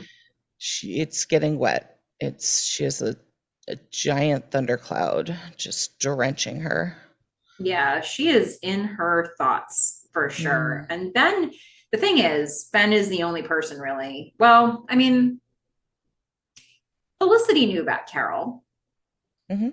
Um, but of the people that know that Carol's back, only Ben had the context for it. And so Ben approaches Julie, and Julie is actually pretty forthcoming with sharing information about what just happened with Carol. And she's like, well, my dad needs a kidney transplant. Yeah. And Carol came to tell Julie that because she wanted to see if Julie would test to see if she's a match for donating a kidney. Yep. Julie says to Ben, I walked out because who is this woman? She abandons me and only comes back when she needs me, is Yeah. basically Julie's breakdown of Never this. never introduces me to my father, but now all of a sudden that he needs something, like what? Like what? Yeah. She's angry about it. And Ben says, "All right, look, yeah, your mom handled it wrong." And for the And not just second this, time, I think Ben is like, your mom has handled everything everything. all Yeah. wrong. So I think he's very much trying to put the context to the whole Yeah. situation with Carol, not just this. Yeah. Um, and for the second time, I say the same thing at the same time. I was like, but, Yeah, you said and but. Ben says, but your father is innocent and he's the one who's sick. Mm-hmm. So he's given Julie something to think about. I mean, what he said is true. It's a situation that sucks. And frankly,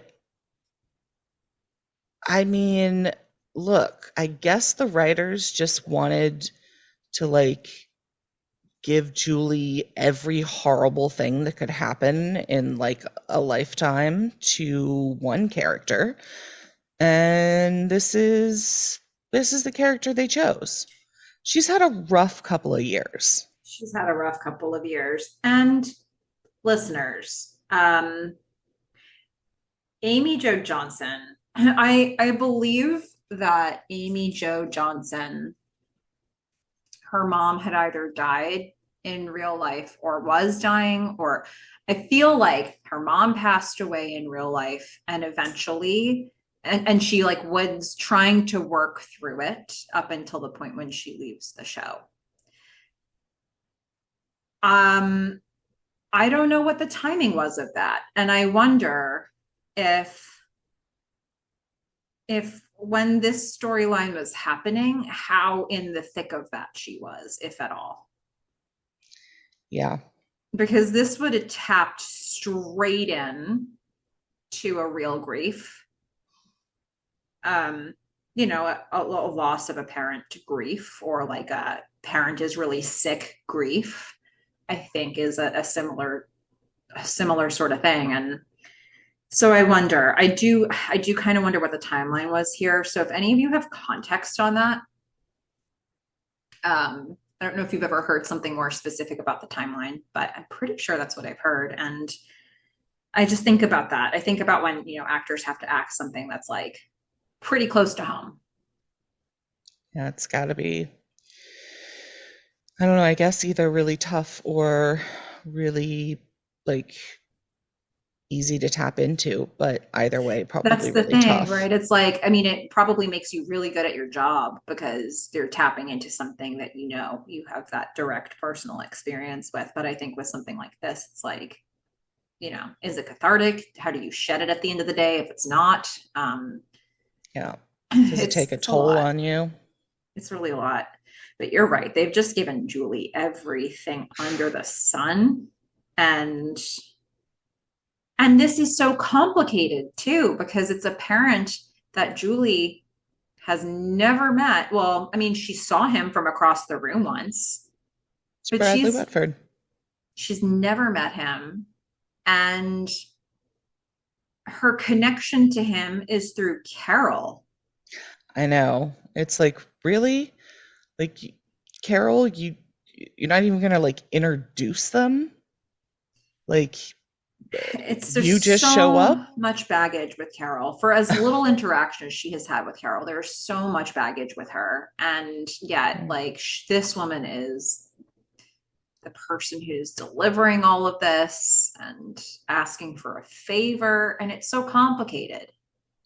It would be really hard, I think, to even assess what you think the right thing to do is here when there's this much like murkiness of emotion. I don't know. But so your assessment on this was like, when you said but, I had a real sense that you thought, well, yeah, but her dad, I mean, it had to be said. It doesn't, I mean, Julie's gonna do what Julie's gonna do, but like, these are just facts, yeah. right? And it's just a terrible situation. Yeah. It's just a really, really terrible situation that they've given her again. Yeah. Well, And we're of course, gonna. I'm also, again, as I said, doing a Roswell rewatch, and you know, was his name Kyle? No, what's his name? The guy who rapes Julie. Oh, in the show Felicity? Zach. Yeah. I was like, in Roswell? I don't know. No. The guy, yeah. the guy who plays Zach has just come into Roswell as Oh, I'm okay. like watching it. And I'm like, where do I know that? Oh, Uh-huh. that guy. Yeah, And he's done now some stuff. this for her, and I'm like, oh Yeah. gosh. Life Yeah. is not easy for Miss Julie.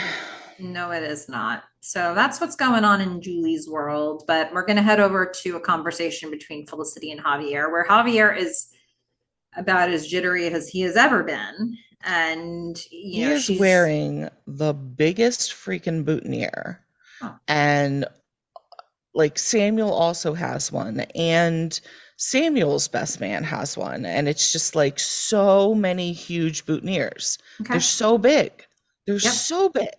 They shouldn't be that big, people. So Javier is jittery in his too big boutonniere. Much too big. And he is And just. Felicity is again perfectly dressed. I'm And telling you. she's keeping him calm. Yeah. And she's talking him up and just like, he's like on a scale of 1 to 10 to me. Yeah. On a scale of 1 to 10, with 10 being me. Yeah. Like, how fabulous am I, or whatever he says. Like at least a 10. It's like, yeah. oh, thank you. I was like, Felicity, at least give him like an 11. Mm-hmm, mm-hmm. Yep. Well, so, she's just sort of getting it back on track. And then Sean, who had the phone forwarded from the loft, has to find Felicity because there's a phone call for her, which immediately sets Javier aflame because he's like, this is about me. Yes. I'm being left at the altar. Is Samuel like, not coming? Yeah, just relax. And so it turns out it's Professor Morton. Mm-hmm. And big surprise, the internship's available. Yeah, didn't see that one coming a mile away. Student can't do it after all, and Fish was shocked. My eyes hurt from rolling that hard. Okay. Oh boy. All right. Well, I think I'm gonna have to let the record show in my score. I'm gonna have to reflect that on this complete not landing of this whole thing for you. So okay. Natalie and Noel arrive, Mm-hmm. and Elena's like, "Where have you been all night?" Like, you just Yeah. left early from the rehearsal dinner. I haven't seen you since. Thought we were like making plans. And I was like, we were just walking around the city all night. Well, I mean, he says it.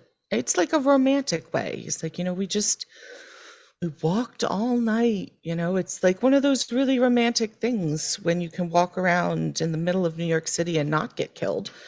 Um, Yeah. means you may be destined for each other. And and then we're really gonna see Natalie and Elena sort of square off here where Natalie's like, haven't you ever done something like that before? And Elena's like, if we ever get to know each other better, then maybe I'll tell you about the things I've done. And Tracy's sitting next to her and he's I like, know. oh my God. I love his Um, expressions throughout this because Alina's just throwing shade like right, left, and center, mhm. and Tracy's always in the background, like making a face about it. Yeah. Like, I think oh, it's important to see this side of Elena because it's been a while. And I feel like we've seen so much of supportive friend Elena and the loyal Elena and how she has people's backs. well, but she's also had some like serious opinions about like Ruby and about like Tracy being a virgin, and She dishes out truth. She's been honest with she her dishes out friends. her truth. Yeah, yeah. But what I'm Yeah. seeing for her with Natalie, I am seeing what it looks like when Elena thinks that there's a virulent strain that has been introduced to the group.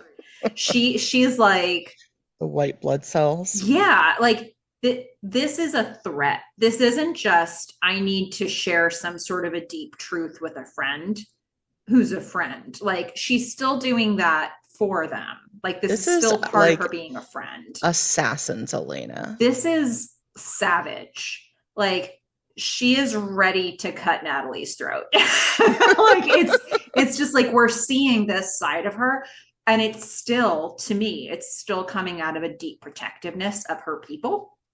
Hmm. Like I think that she sees Natalie as a threat to Noel. Which again, and yes, it is completely prejudging someone. Totally. But when I see someone that looks like Natalie, just like Elena, I think she's trouble. Well, and we see that Noel's making these decisions. Like, I don't know what maybe Elena and Tracy were planning on going to the wedding with Noel, and Noel totally bailed on them or something. Like, Mm. Noel is making decisions that don't, that she's noticing here based on this new person he seems to be hanging around with, and so she's suspicious. Um, and she lets Natalie know it. And Natalie is an equally strong character and can like face off against her. So it was like two lines of dialogue that I'm reading everything into here, but I really enjoyed this moment of looking at Elaine and being like, wow, she's like in attack mode to fend off a threat. And I Well, and I think she's also very skeptical about Natalie being around that long. yeah. Yeah. So it'll be interesting to see. Like, I can't remember how deep this really ends up going, but I don't know. I liked this little nugget that we got here. Yeah, Um, I enjoyed it too. then we're going to get a conversation with Sean and Meghan. And Megan in the like black with the red bra sticking out and all of the jewelry. I just uh love it. Love it. yeah, And Sean is just gonna like, you know, he's gonna stand up to her. yeah, yeah. Sean, stand up to her is right. Like I stand up for himself to her Yeah. is what I take from this. And for a second, the way this was written, it was like, ooh, this might be headed in a bad direction. But as the dialogue keeps going, he works himself into a safer space, I think, for a 2020 or 2022 Yeah. version of this. He's like, look, we've had some of the most fun nights of all time together, but then during the day you treat me like crud, and then this is the part that I was like, oh, this could go wrong. He's like, you're staying in my loft. Yeah. You're like, I'm I'm letting you doing you stay a here. favor. Yeah, like, so I was like, ooh, let's work our way out of this real quick. And then he said, so I would really appreciate it. No, Like, no, no, no, no. That is not what he he said says. demand or He deserve. says, I deserve and demand Yeah. some courtesy and kindness. Yeah. Like during the day, when all the people can see it, including Yeah, me. Like, and I was glad that it went that direction. me too. Yeah. Um, but it was nice to see him be like, stop treating me like this. Yeah, I mean, I'm glad he said it to her. I kind of wish he would say something similar to Richard, since Richard just constantly calls him fat. Yeah. Um, and yeah, someone needs to slap that boy.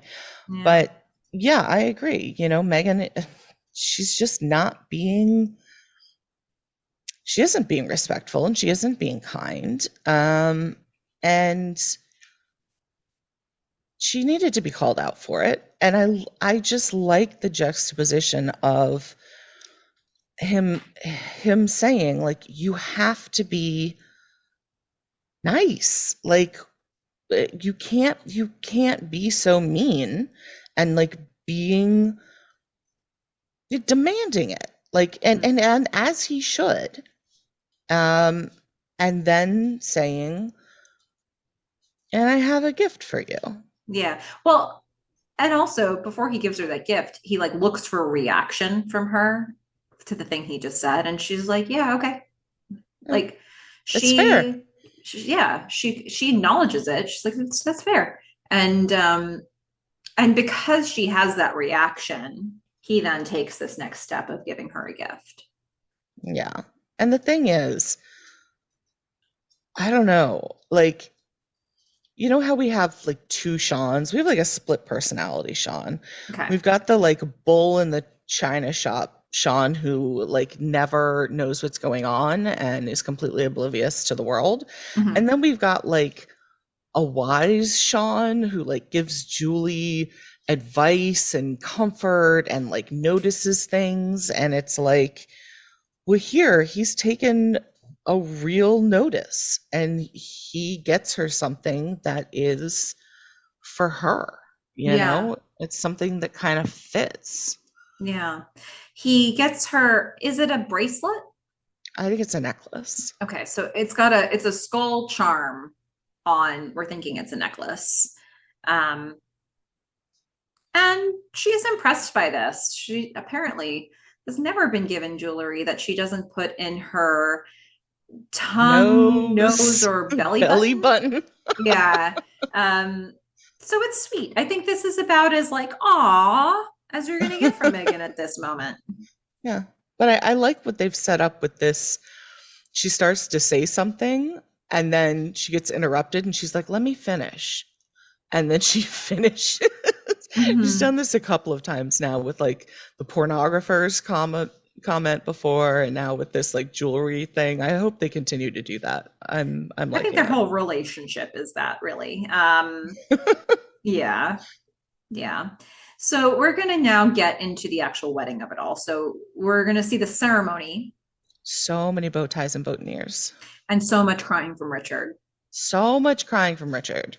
I mean, so much that he needs a tissue from someone else. Mm-hmm. Um, And we're gonna see the vows. They're kind of gonna skip to the vows really for what we actually see here. And the main thing, yeah. their vows. The main thing is that Javier is going to reveal, oh, thank you, Samuel, for being so supportive, especially since I just told you last night that I'm going to be a freshman at UNY next year.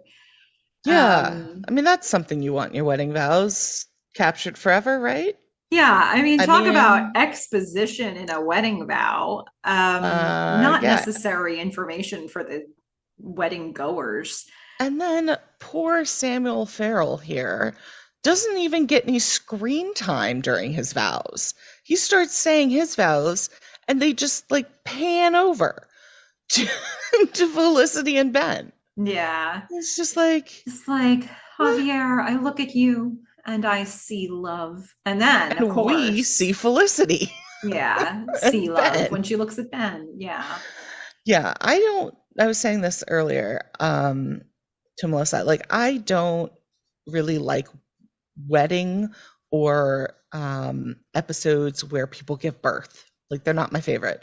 So, I mean, I guess the best thing I could say about this is it's a quick ceremony.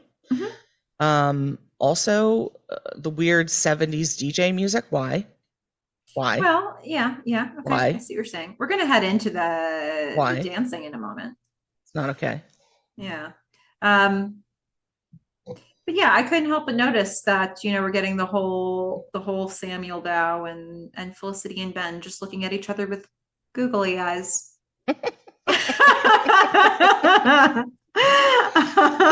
They now both have those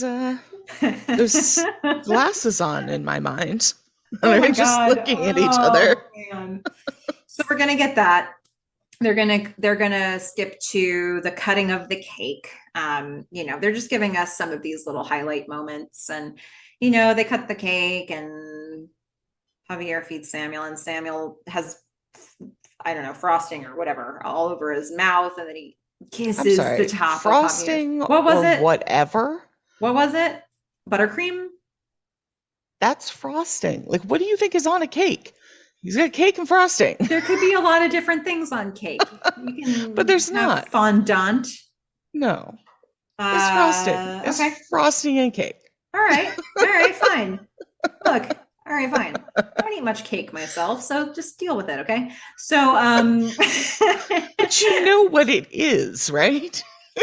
yeah, You've had the experience of cake I with guess frosting. so. I mean, that's the thing I like the least about cake, which is why I don't eat it, that it has all that crap on it. Yeah. Just give me the dense cake. Give me a brownie. I Hot don't want anything. take on cake here. So I'm just saying, if we're talking about personal preferences, which we're not, but I'm bringing the conversation there, I'm doing it because this is our podcast and we can do whatever we want. Uh-huh.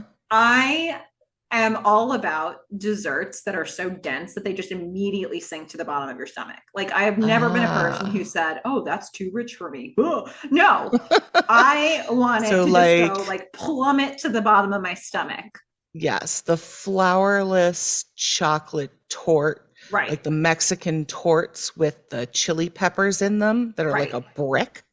Right. Like a brick. I want bricks. Okay. Yeah. But dessert bricks. So Yeah. when people describe, like, when they're like, oh, it's whipped and it's light and it's airy and it's moussey, I'm like, get it out of my face. All right. So Get it out of my meringue face. is like your worst nightmare. You like run from meringue and like the French macaroons.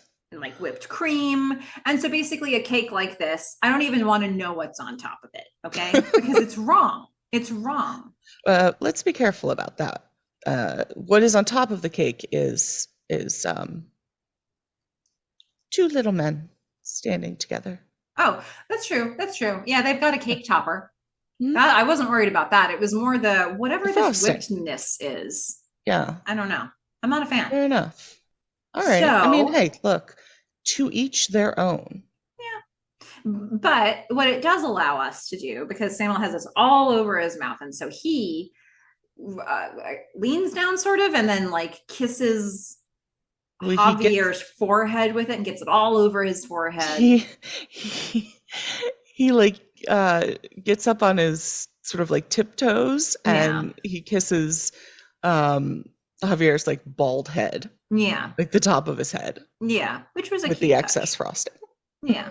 I like that. Yeah. It's kind of cute. And so then, all right, so now we're gonna get dancing, which this is where you started. I mean, the music is ridiculous. It's just ridiculous. And Also, and I made Fish watch this a bunch of different times, there's just a lot of people dancing, and all the people doing the background dancing, I was like, what are they doing even? They were making really bold dance choices when they probably, who knows what song they thought was going to be playing. I mean, I'm not gonna lie, like Javier and Samuel were making their own bold dance choices, Yeah. so but it's Every their single wedding. person seemed to be making like significant choices in the non-slow dance part of this, and it was like, wow, this is not safe. Like this was, there's ways to dance safe Mhm. to a beat when you're not really sure what the song's going to be behind it, or if you do know, there's still ways to like not go too far out on a limb. And for whatever reason, the note here was like, everybody just be weird. Yeah. Get weird, guys. I I again think this is a gay stereotype. This is That could like be. dance at a gay wedding. Everyone be like weirdly flamboyant, and it's like that doesn't mean that you can't dance. You could be right about that, actually. Now that I'm thinking about Yeah, it's certainly how it came off to me. Yeah. yeah, interesting. Well, it's certainly struck a chord with me. Look, I look for dance. I dance. I watch people Yep. dance, and I just thought this is bold. These are choices. Yep, they were.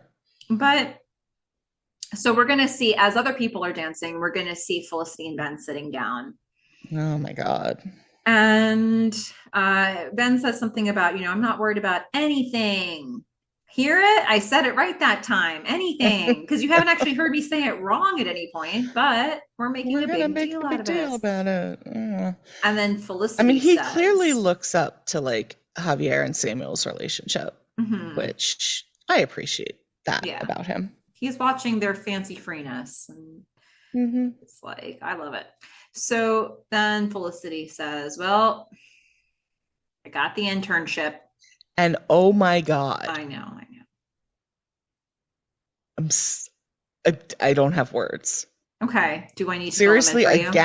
again, we're gonna ask this question. She says, I got the internship. And Ben says, what, Fish? Are you gonna take it? Mm. Oh my God. Yes, she's going to freaking take it. She's taking the internship. Do I Oh. need to tattoo this on her forehead so you can just constantly see as a reminder? Yes, comma, she's going to take the internship. So she acknowledges that she will take it. And this just sort of sits with Ben for a second. And then he says, well, then I guess we should go dance. Yeah, which is ridiculous because he's got this like ruffled untucked shirt on. Who untucks their shirt at a day wedding? And Hmm. then I mean, yes, sometimes women take their shoes off, but I've been to weddings. Nobody like untucks their shirt while the sun is still out. Oh, Like that's a like 2 a.m. move. okay. Okay. Don't do that. If you go to weddings, don't do that. All right. Fair enough. When I go to a wedding next, I'm not going to untuck my shirt. That's for sure. Thank you. Okay. So Noel and Natalie are I know. also sitting down having a conversation. And oh my goodness. I know. I at the start of this, I just wrote infatuation, not Oof. going to end well. Yeah.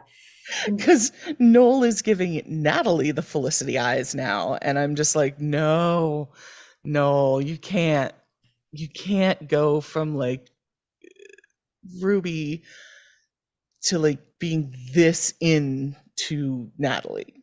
No. I kind of feel like so okay, here's what Noel is actually saying to her. How is it like after one night I already feel so connected to you. I feel more of a connection with you than anyone I can think of recently.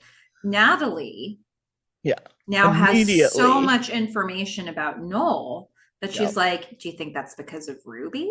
Yeah. She's like, you think it's because you're heartbroken over Ruby? Hmm? And then Maybe. Noel goes into this whole thing about he's like, you know what? After all of this year, like Oh, I'm God. just so sick of being the nice friend guy, the kind guy, the accommodating guy. Look, I am on board with how they wrote this Mm-hmm. because he doesn't actually say being. Mm-hmm. What he says is he's spent the last year trying to Mm-hmm. be, or like trying to do the right thing. Yeah. And it's like, fine, you may have been trying. You did not succeed the majority of the time, Mm-hmm. but okay. I will give you that you made an effort Yeah. and that you were like emotionally tormented by the fact that you, in fact, couldn't be a good person. Yeah. Another writing choice that I like in this scene is that as he's saying all this, he says, with respect to the people that we've recently had relationships with, Yeah. like, and I think what we're getting here is the lived in quality of a conversation that is resuming from an entire night of walking together. And Hmm. you know what this made me think of, Fish? Have you ever seen, okay, what is the movie? What are the movies called? The ones with Ethan Hawke Yeah, and the the three Before movies. Midnight or After Midnight or It's like before sunset, yeah, Before Sunrise. But like before there's a sequence of sunrise, after three. sunset. Mhm. Yeah, I know what you're talking about. So for anybody who's seen those movies are the first movie in the sequence is Ethan Hawke and this other woman. I don't remember her name off the top of my head. They meet each other. It's like a happenstance, two strangers meeting each other. They walk and talk all night. And what you watch is like sort of a plotless, but like you're in their conversation. It's all about the dialogue and it's a whole night that you spend with these characters just absorbing all of their conversations. It's a And beautiful set of three movies. it's really lovely, and the three are a little different each, but that's the whole first one is this encounter. And I felt as if Well, and all three of them are that. mhm, It's just they're at like they different did the first stages. one and then they're like older in the second one and then they're older in the like final one. Yeah. And watching this this scene with Noel and Natalie made me feel like they had a night like the two people in that movie. And had we just seen it, we would understand, like Yeah. their conversation here. She's talking about Ruby. He's making reference to her past relationship. They spent a whole night talking about the real stuff. Hmm. And this conversation they're having, even though it's only been one night, I see why Noel feels so connected because he's just unpacked it all with Natalie in the Yeah. amount of time that he's had with her. And it seems as though they've both been really listening to each other and like just letting each other talk. Yeah, but it does seem like throughout that night, Natalie hasn't let the crazy out, Right. and she's about to. Yeah, we have seen no reason up until this point, up until this moment, why Javier would be thinking, she is the devil. But then she says, do you want to do something dangerous, something wild, something spontaneous? And I'm thinking, of course, she means her. Um, but no, I assume it means they go off and do something over the summer, which, you know what? You're young, Noel. Do it. Mm-hmm. Yeah. So when we kind of trail off looking at Noel's face here, it seems like he does want to do something dangerous. He doesn't actually answer, but we feel as though we got an answer. He definitely wants to do Natalie. Where Mm-hmm. the rest of it, sure, why not? Yeah. So now we're going to change from that mood real quick and we're going to go to there's like a slow song that's starting. Julie is sitting alone, looking miserable. We have weird music going on. Yeah, darling. Weird. I don't know. Anyway, so That was my impression of the song we heard from the DVD version. Yep. I don't know what was It's weird. playing in the original broadcast. Anyway, so Julie's alone. Javier's like, no, no, no. This doesn't happen at my wedding. He grabs her and brings her to the dance floor for a slow dance. And everyone's dancing to the slow song. Including Felicity and Ben.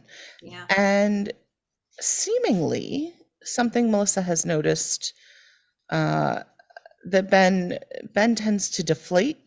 It seems like he just is like, that's how he dances. He just sort of like wraps his whole body around whoever he's dancing on, whether it be the lovely Pam or Felicity. This is just how he does it. To be fair, it's not like he's happy right now about the fact that Felicity is about to stay in New York. So if we were seeing happy Ben dancing like this, I'd be ultra confused, but okay, and so they're dancing, but they're obviously both thinking about the fact that they're about to be apart for a while. And Felicity says, I don't want you to leave. Yeah, but then we're gonna see that he is gonna leave. And I just wrote, sad pretty people. Did you ever for a moment think he wasn't going to leave? Because they worked overtime to try to make you think that. No, I always thought he was going to leave. However, I did think when we saw the airport shot that he might come back. Oh, okay. So, yeah. So the next morning, we see them in bed. Ben's already awake. Felicity is asleep. The alarm, and he's just kind of looking at her and looking at his airline tickets. And the alarm goes off, and then Felicity wakes up and he wraps her in a hug. So he was just kind of letting her be at peace. And then, yeah, it's looking like he's going to head to the airport, but it's looking like he's contemplating it. He might be a little bit torn. Hard to say. Yeah, maybe, but I still felt like he was going. Yeah. Didn't fool you one bit. Well, not at this point. Okay. Then the loft phone rings. It's Elena. She gets Sean on the phone and she's panicked. Does anybody know where Noel is? Noel left. He's not helping to pack the apartment. He left a note. Well, he packed half his stuff and just, it's not there. Yeah. And he wrote, see you in September, maybe. And Tracy's just sitting in the background eating some cereal. Yeah. Kind of side-eyeing Elena as she's having this conversation. Yeah, for Elena, this is like a full red alert. And then, okay, so that's what we see there. We're setting up probably for whatever's going to happen there with Noel. And then Julie. In a fantastic outfit again. She's going to call Carol, but hang up as soon as Carol answers. Yeah. So maybe they're setting up for something there. Well, I mean, she has to make some decision. Yeah, but she's not doing it at this moment. I'm sure they're not going to make it easy on her. No, I guess not. And then we head to the loft and we got another Meghan and Sean scene. Yeah, she's, that's it. She quits. And Sean's like, fine. You don't have to, it's fine. You don't have to be with me. It's fine. And she's like, no. I quit Wicca camp. And she sits down and she's like, so I'm loaded. I mean, that was the short of it. That was the short of it, which is actually kind of an important point anyway. But it comes out in the context of my parents have a villa in Tuscany. And Sean's like, good for them. And she's like, want to go for a couple months? Yeah. And I think Sean, like, kind of left his body for a moment there. Yeah. He was like, uh-huh. Yeah, Yeah. yeah, yeah. I This think for sure. this this is a decision I will make. Yeah, Easy. this is not hard. Easy. Uh-huh. Um, but I do think it does, like, I think it's kind of cool all the different things that they set up with this, because yes, they're setting up that Meghan's making this choice to the opposite choice from Felicity, to be with the guy. Hmm. I think that they're progressing Sean and Meghan's relationship. I think that they're showing that she's willing to not treat him like dirt during the day. I think they're setting all that up. But I also think that they're showing us, like, oh, Meghan comes for money. Yeah. And Sean maybe doesn't. It's just like, Well, I mean, he although I does don't have know how that his, rent-controlled loft. yeah.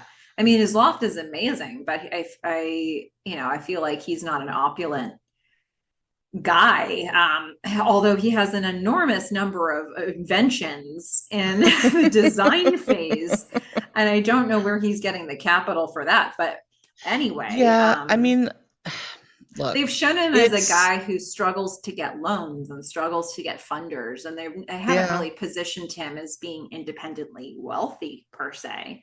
yeah. So there's Um, that. and he does need the rent from like Ben sometimes Yeah. to pay his mortgage. But here's the thing though.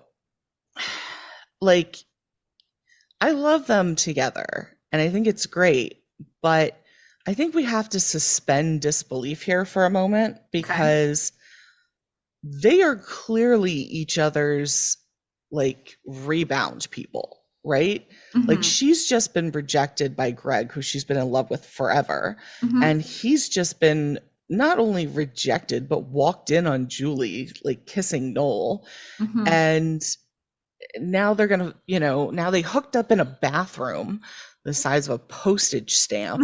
And now they're gonna go to Tuscany for a couple of months. I mean, this seems like a rebound thing, but I I know because I remember like that's not where they're going to take this. So I do think One might argue, and this is, a huge spoiler, so don't listen to the next 20 seconds if you aren't familiar with the show. But if you should aren't I familiar take with the my head show, should I take my headphones off? no, I think it's fine, Fish, because like, Oh. Sean and Meghan are basically going to be the most functional couple in the entire show by the time season 4 ends. So it's like, how? How do they get there from here? It's a fun journey actually to see what they go on.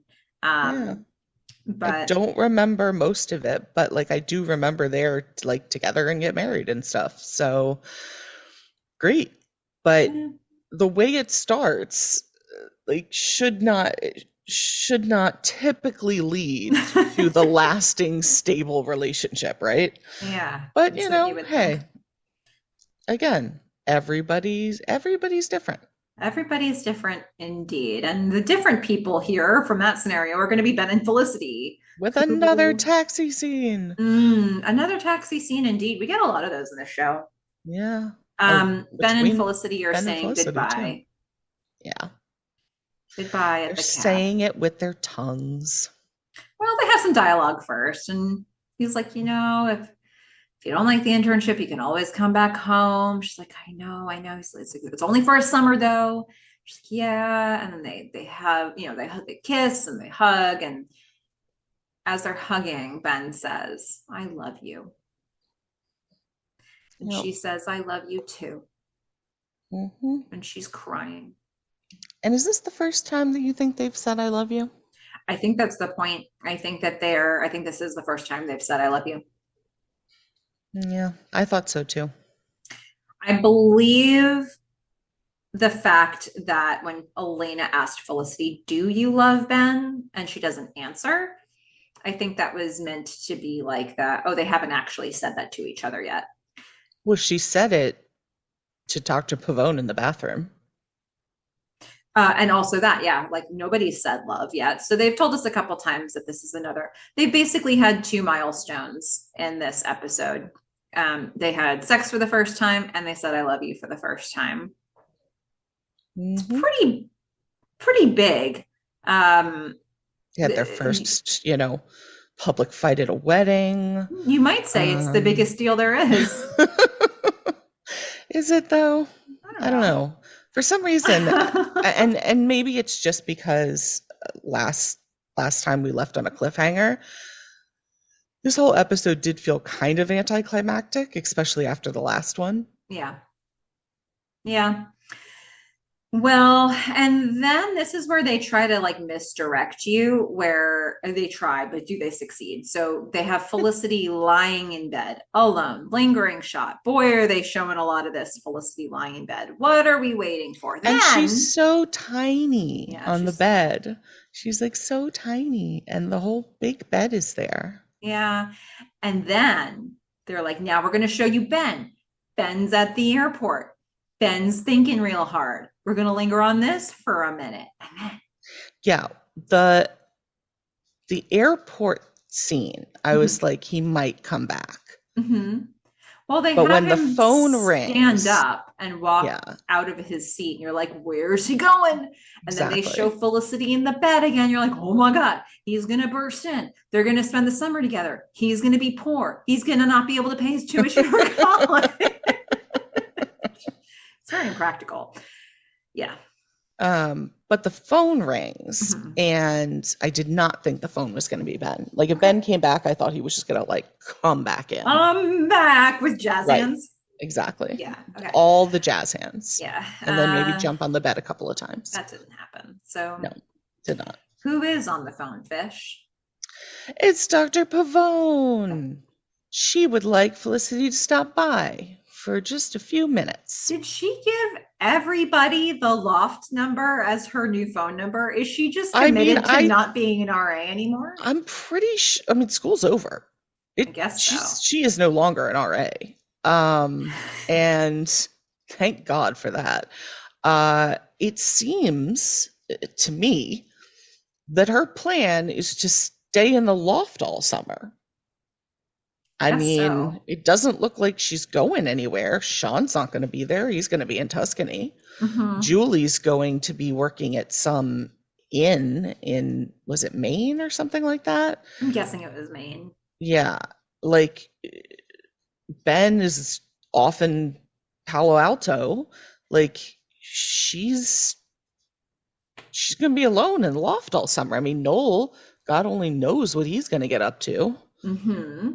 So, and I mean, while Tracy may have formerly been homeless, Elena's fixed that for him. So we don't know what they're doing. So, I mean, it's a big loft for a tiny little girl to be alone all summer. It's true.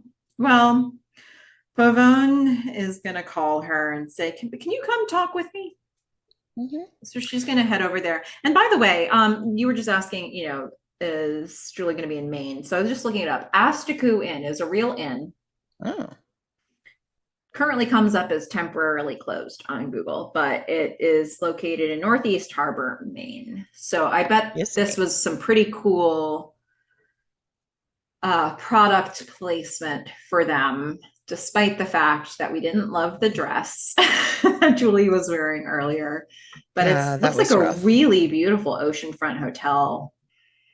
Hey, look, it's not open now, but it might be in the future. So for all podcast listeners, more product placement, baked Lay's and the Coca-Cola and this inn and I don't know, New York City. All sorts of things. Those what is it, lip venom and the things that you put over your eyes to get rid of the bags under them. Product placement everywhere. This inn is beautiful. Guys, check out their website and look at their video. Anyway, so we aren't trying to like look. Okay, fine, whatever. Product placement. Okay. So we are not being paid by any of these groups to endorse the closed yes ask to go in. But right anyway, so Felicity is going to go and meet with Dr. Pavone.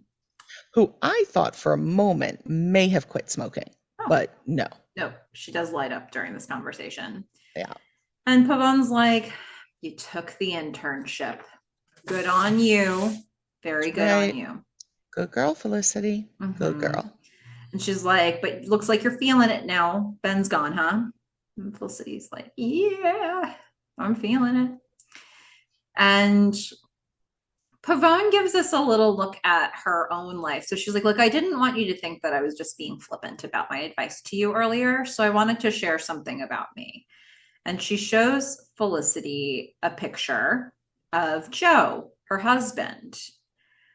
And she's talking a little bit about their past. And she's like, well, he's in the Air Force, or he was in the Air Force. And that meant that early in the relationship, we spent 4 years apart on and off.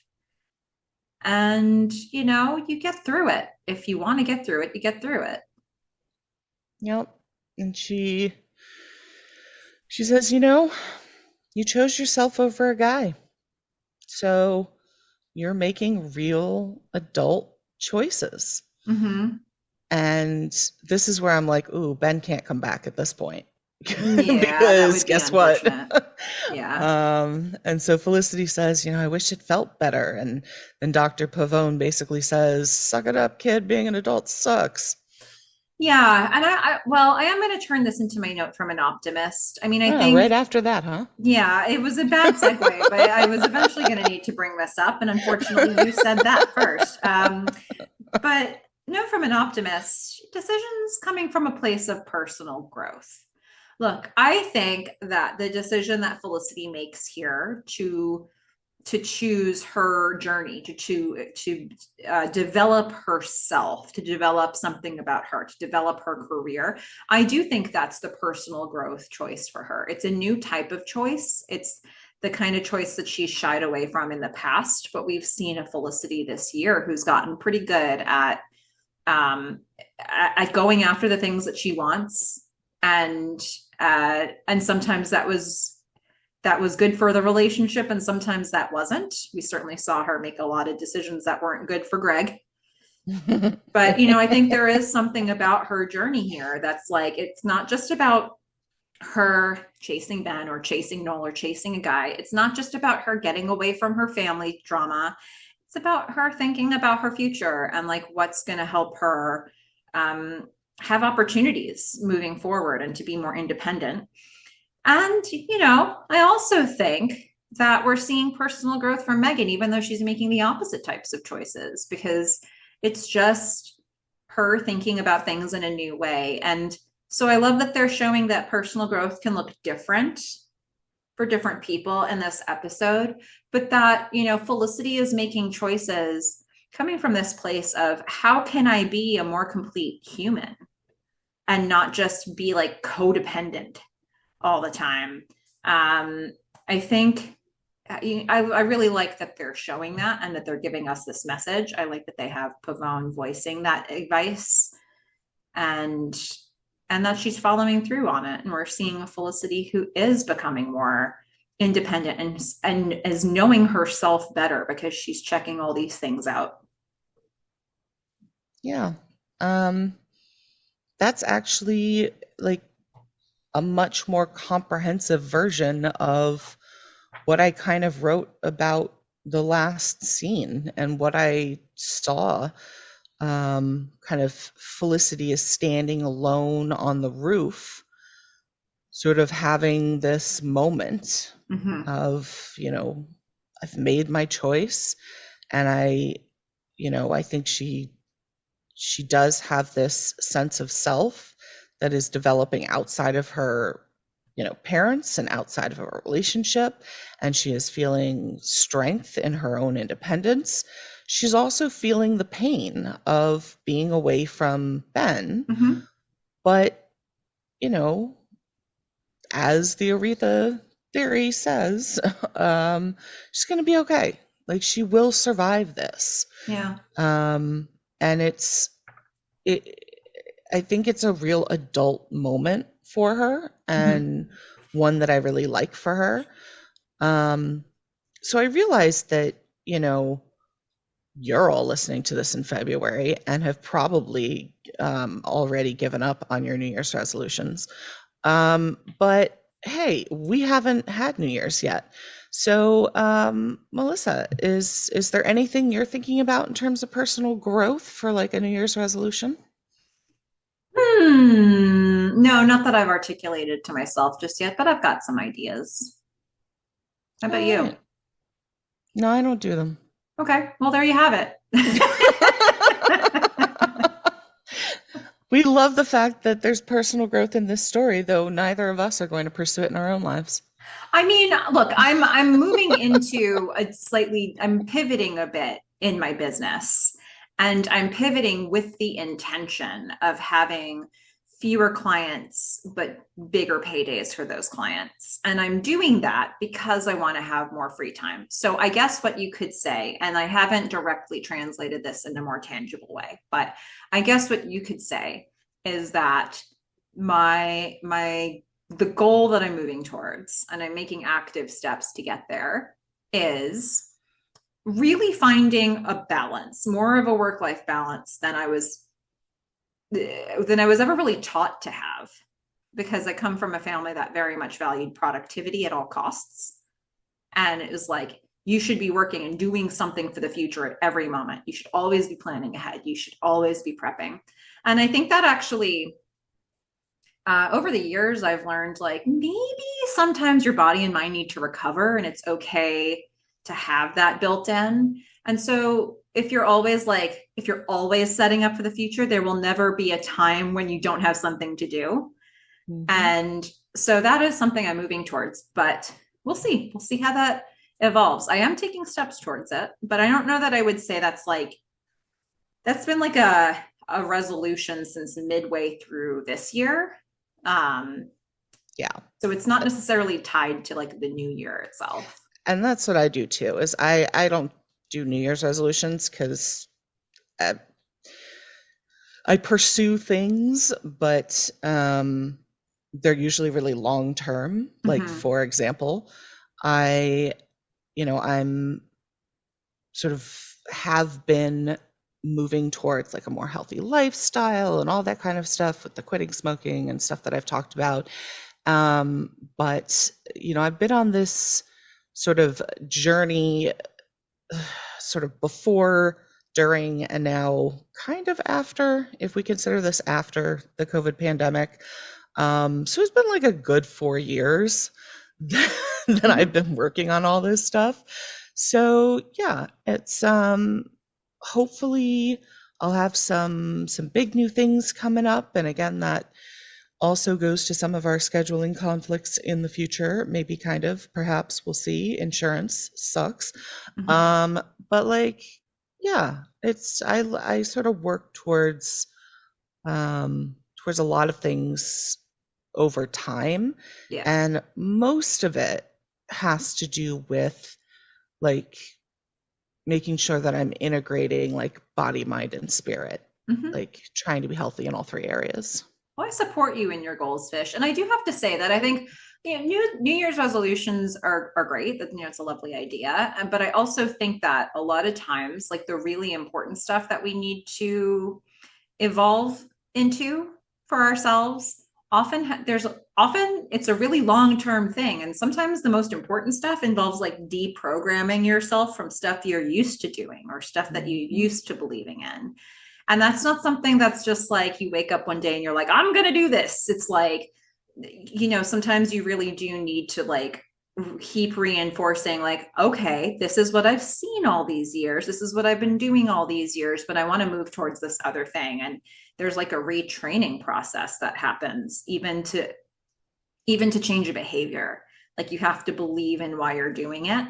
So I think that is something about this episode that I like as well, because it's not just Felicity saying, I'm going to make this choice. I'm going to stay in New York. I'm going to take the internship. It's coming from a new place. It's like in the past, I've run towards a guy or away from a bad situation. but this decision is going to come from a brand new place, and it may not feel great.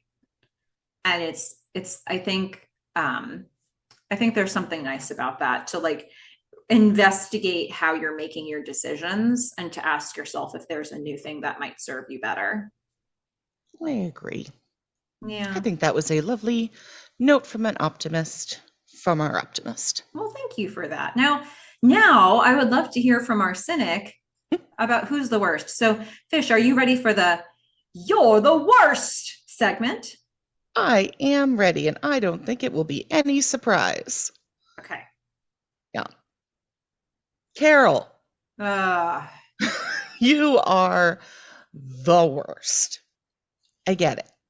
Julie stalked you, and that wasn't the best start, but you did manage to close that door until you busted back in on her, Elena, and Felicity all not eating pizza together and opened up the relationship and Julie's old wounds.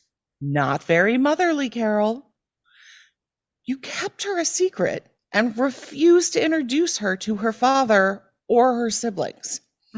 And now you want what? A kidney? Really? Does her father even know about her yet? How about an intro first? Are you expecting her to be an anonymous donor? Bitch, that's a whole hell of a lot to drop on your kid out of nowhere. And now she's going to have to carry around any decision she makes for the rest of her life. Maybe, just maybe, you should accept her as a legitimate part of your family first, and regardless of her decision. But I don't think you're going to do that. You know why?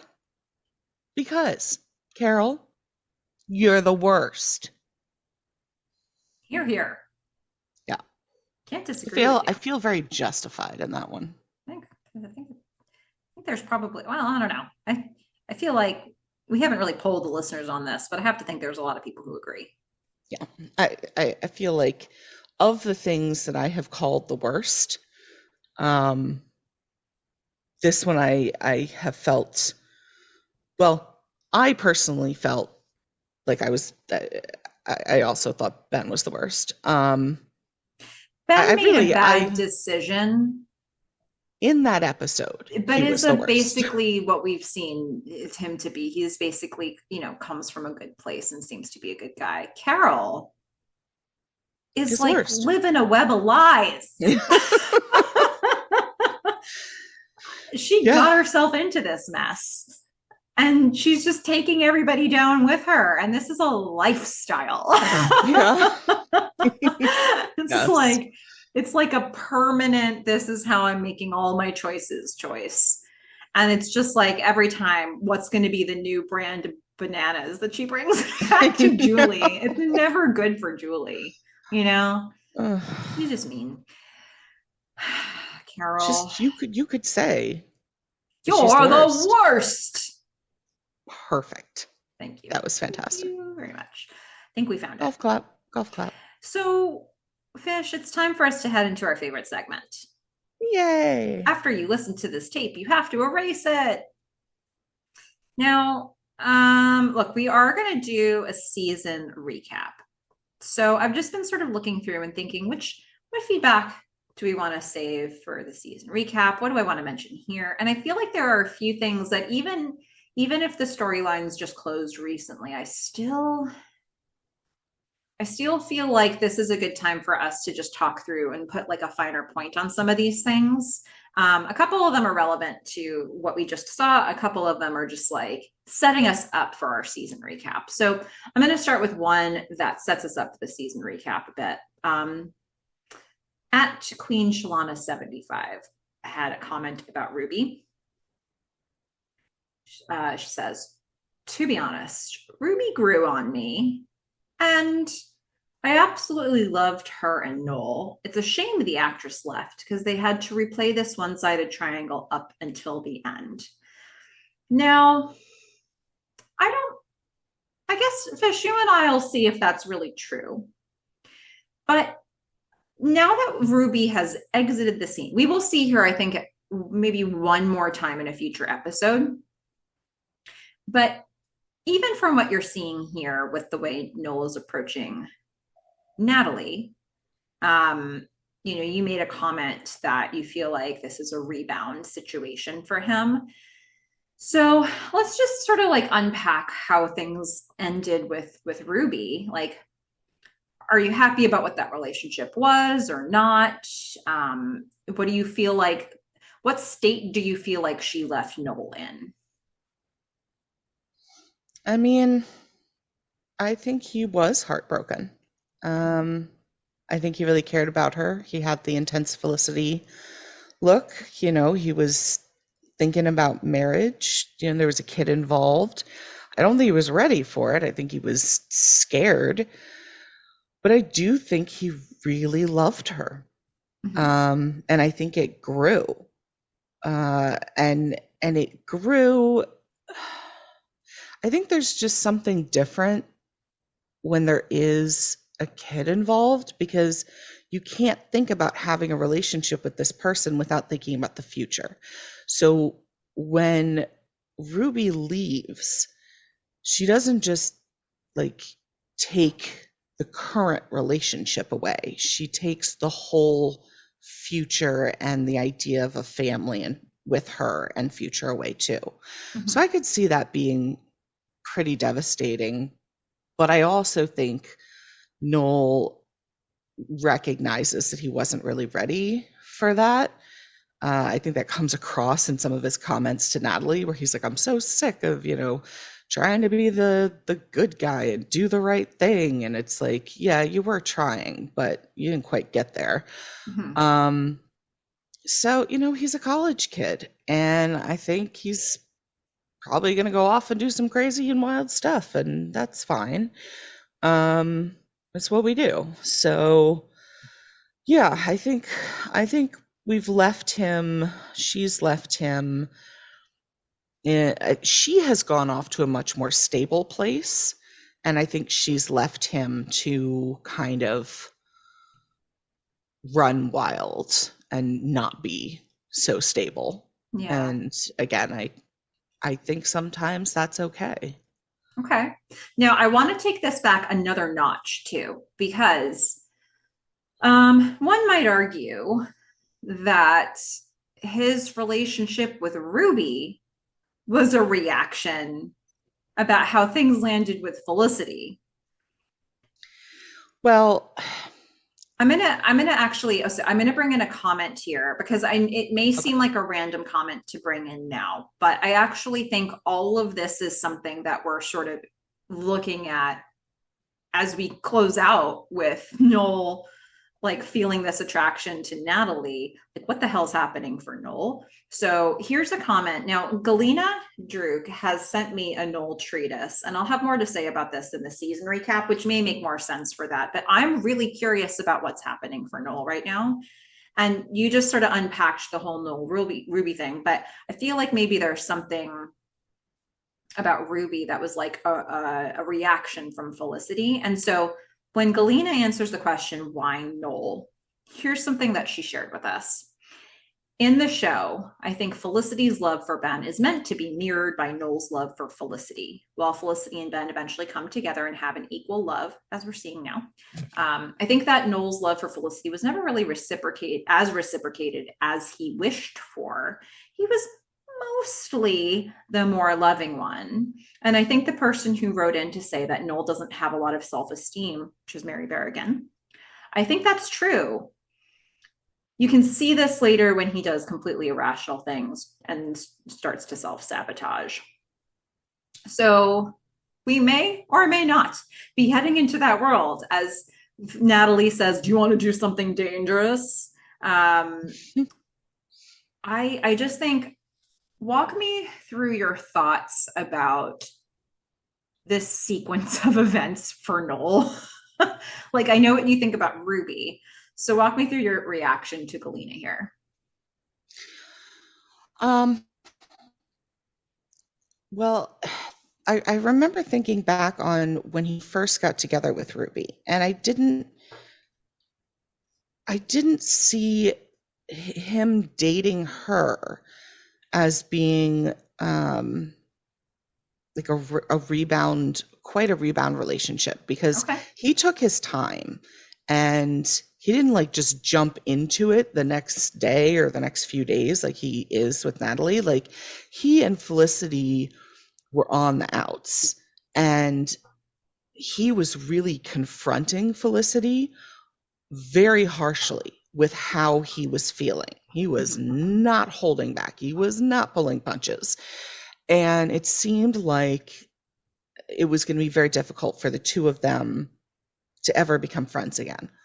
And what happened was he met Ruby, and I think we had a disagreement about this, but Okay. my interpretation was that he would have never been able to become friends again with Felicity if he didn't have Ruby there. Like he Okay. needed a girl.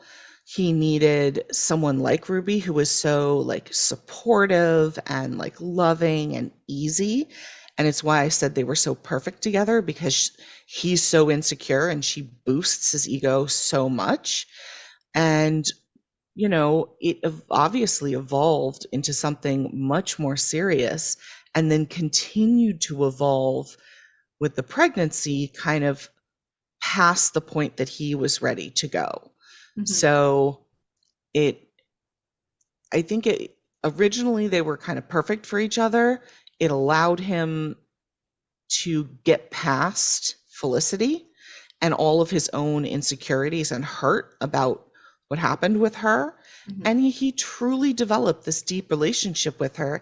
And the circumstances, unfortunately, did not allow that to work out like with the timing that it would have needed to. Like Okay. everything got way too accelerated. So then, you know, they break up in the middle of him, being really confused and going through all of this emotional stuff, and then he like jumps on Natalie's bandwagon. And I see those things as two very distinct and separate things. Like the transition from Felicity to Ruby and from Ruby to Natalie seem like night and day. Interesting. Okay. I like it. I like it. Love these thoughts that we're getting so far. And we've got a couple more that are specific to this episode and specific to Tony Pavone, because I love a good Tony Pavone comment. Oh, Okay. yeah. So we've got two that are just Tony Pavone appreciation comments. One is at insta.mickey says, Tony Pavone, fire. Always pushing Felicity and Ben to be more mature. Quit following the girl all the time. Who the hell are you? And take the internship. She has a laughing emoji here. I forgive her unintentionally keeping them apart because she always wanted the best for them. Did she unintentionally keep them Well, apart? I mean, I think this whole like take the internship bit is I ultimately see. keeping them away for the whole summer. Like physically they're apart, not Yeah.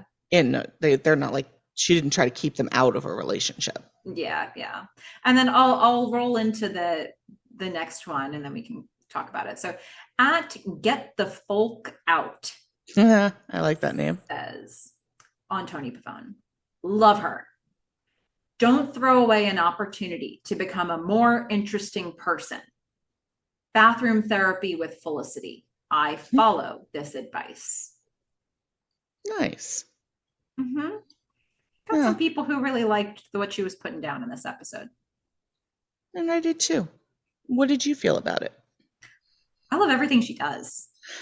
All right, if you had to like rank, you had to rank Dr. Pavone's advice, what do you think was like her best piece of advice? Either like you could do one to Felicity, one to Ben, or like one for both of them, or just one in general.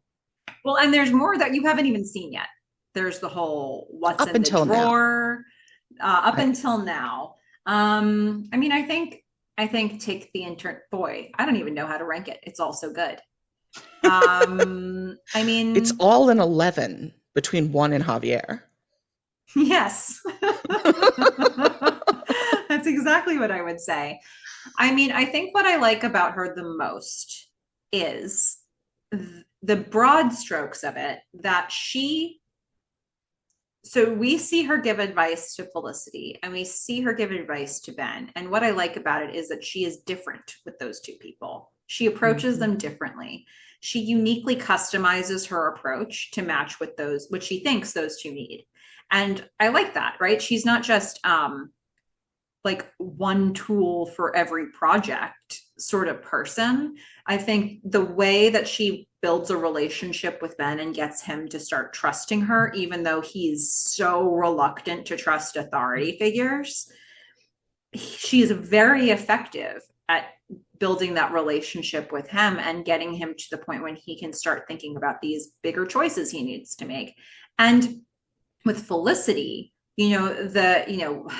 it's hard not to think about, even though this wasn't really advice, it's hard not to think about when she gets Felicity to have that realization of like, oh my goodness, I've been making a lot of decisions on the back of like trying to keep my family happy. Mhm. And that wasn't advice as much as like a moment that just sat with Felicity. Like, it's hard to keep the family together, isn't it? Oh my God, that's it. But then you have these moments of actual advice that she gives, but she had to get there first. She has to build that foundation. So I think what I really appreciate is her ability to not pivot, her ability to find the nuanced way that she needs to build rapport so that the advice can come across. That's my Nice. answer. So your answer is Everything. all of it. That's Like my her sneaky essence, way. her soul, her Yeah. being. That's my very super sneaky way. I've never been sneakier than I am right now. Instead of just saying everything. How can you say everything without saying everything? I just did Yeah, it was masterful. it. But this is a good one. We obviously have had a couple people write in about lines from this very episode. So this landed for a lot of people. And I find it really interesting that at Get the Folk Out was saying, like, I follow this advice about, take the opportunity to become a more interesting person. And it's an interesting framework to look at your decisions. Yeah, and I would say I've certainly in the past taken that advice. Um, it wasn't advice, it was just what I did. Mm-hmm. But the way that I became a more interesting person, and I think this is the way most people do, is like you live life and stuff happens and then you're more interesting. That's, Um, yeah, how it yeah. works. But I may have gone too far in that direction. Um, I've done some real interesting stuff, and not all of it has led to like the best outcomes. So, you know, take it with a grain of salt. I think you're an uh, interesting person. yeah, I'm real interesting, but also there were some bad effects from getting all those yeah, interesting things that I can now talk about. yeah, Yeah, that's true. there's a cost, and so I would say I am much more cautious now that I am older. Also because I am interesting, and I Yeah. do have a sense of self. So guess what? I don't have to be more interesting. I did all my interesting stuff. I'm old now. Leave me alone. Oh, wow. Okay. Whoa. Cool. Well, I have made decisions from this framework and I still do. And I have found that when I make decisions that I think will be interesting choices and opportunities or adventures that you don't know where it'll head. If I make them from a place of going with my gut, if it feels like something that I'm motivated to do, if it feels like something that I'm like, ooh, that could be cool, even if it scares me, then it works out. Even if I have to go through hardships, it works out. If something interesting comes up and I have a slightly negative gut feeling about it, it works out badly. So I've learned that the intuition factor also has to also has to play a role for me. And my gut is actually pretty good at like warning me off from situations I shouldn't be in. If I listen to it, it's usually smarter. Yeah, So, I would say that's true of me too now. mhm, However, when I was younger and I didn't have anything to base my intuitions on, I mhm. went ahead and made some real big life choices. Mm. Real big. I think that even when I was younger, it was still working out that way. But something that I've learned is that it was really hard to hear my intuition when I was younger because I wasn't used to listening to it. So it was like a very quiet, weak voice, and you had Hmm. to really look for it. And the more I started being like, intuition, what do you think? And actually listening for it, the easier it was to hear the voice. So I would say it was always pointing me it was always giving me a good contribution. Like, but boy, was it difficult to find it initially. Um, with practice, I think you develop it. Um, Yes. but okay, so that's our we're just postulating on all kinds of big life things here. But Fish, how about we go back to the episode and rate it? Yeah, I think that's a good idea. Did you want me to jump in on this one first? Yeah, I would. Okay, so I am rating this one in the unit of Wicca camps. Whole camp. Hold the Whole camp. whole camp, except not really, because I'm rating it 7.1 out of 10 Wicca camps. Ah, Now, so not the whole camp for the not the last whole one. camp. There's a 0.1 of a camp somewhere in there. You Okay. decide what part of it it is. Hmm. So, okay, first of all, Dear Sally and Yeah, voiceovers. Okay, you so get a there's the whole point whole off. point. Um, it does not, I feel like we lost a little steam Yeah. coming out of the last two episodes. I feel like we had this whole big build, and then we had this monumental Aretha Theory episode, and then we had this really exciting start of a relationship, finally esque finals episode. This felt like it sort of is. It feels like we cleaned the slate again and we're starting over. It's just that Felicity and Ben have a relationship now. So it's sort of like we're resetting and we have to establish these new stories that are going to happen. And I don't know. I don't know that I feel like there's a loss of momentum here. I don't feel like if I'm going to name like what episode you have to see from season two, the biggest deal there is probably isn't one that I'm naming. So I think there's some payoff from what we've been setting up. We're seeing these people be together in new ways, but I really do think that this is like where we have to start fresh and open up some new stories episode, and that's not necessarily the most satisfying thing. It's just a setup episode, which happens to be the season finale. So I don't know. I don't feel like this is something really to write home about, to be honest. But yeah, what do you think? I mean, I felt the same thing by saying like it's anticlimactic after the last few, Yeah. but I'm strangely okay with it because the last few have been so great and so frenetic, Mhm. right? And there've been so many strong emotions and um I don't know, like gotten multiple hand cramps, just trying to like write all this stuff. And frankly, we're doing a lot of podcasting back to back, and it Mhm. was getting a little exhausting. So I actually like that this one is sort of like the cigarette after. You Okay. know, we're kind of chill. We're yes, we still see Felicity and Ben. Like I applaud all of their decisions.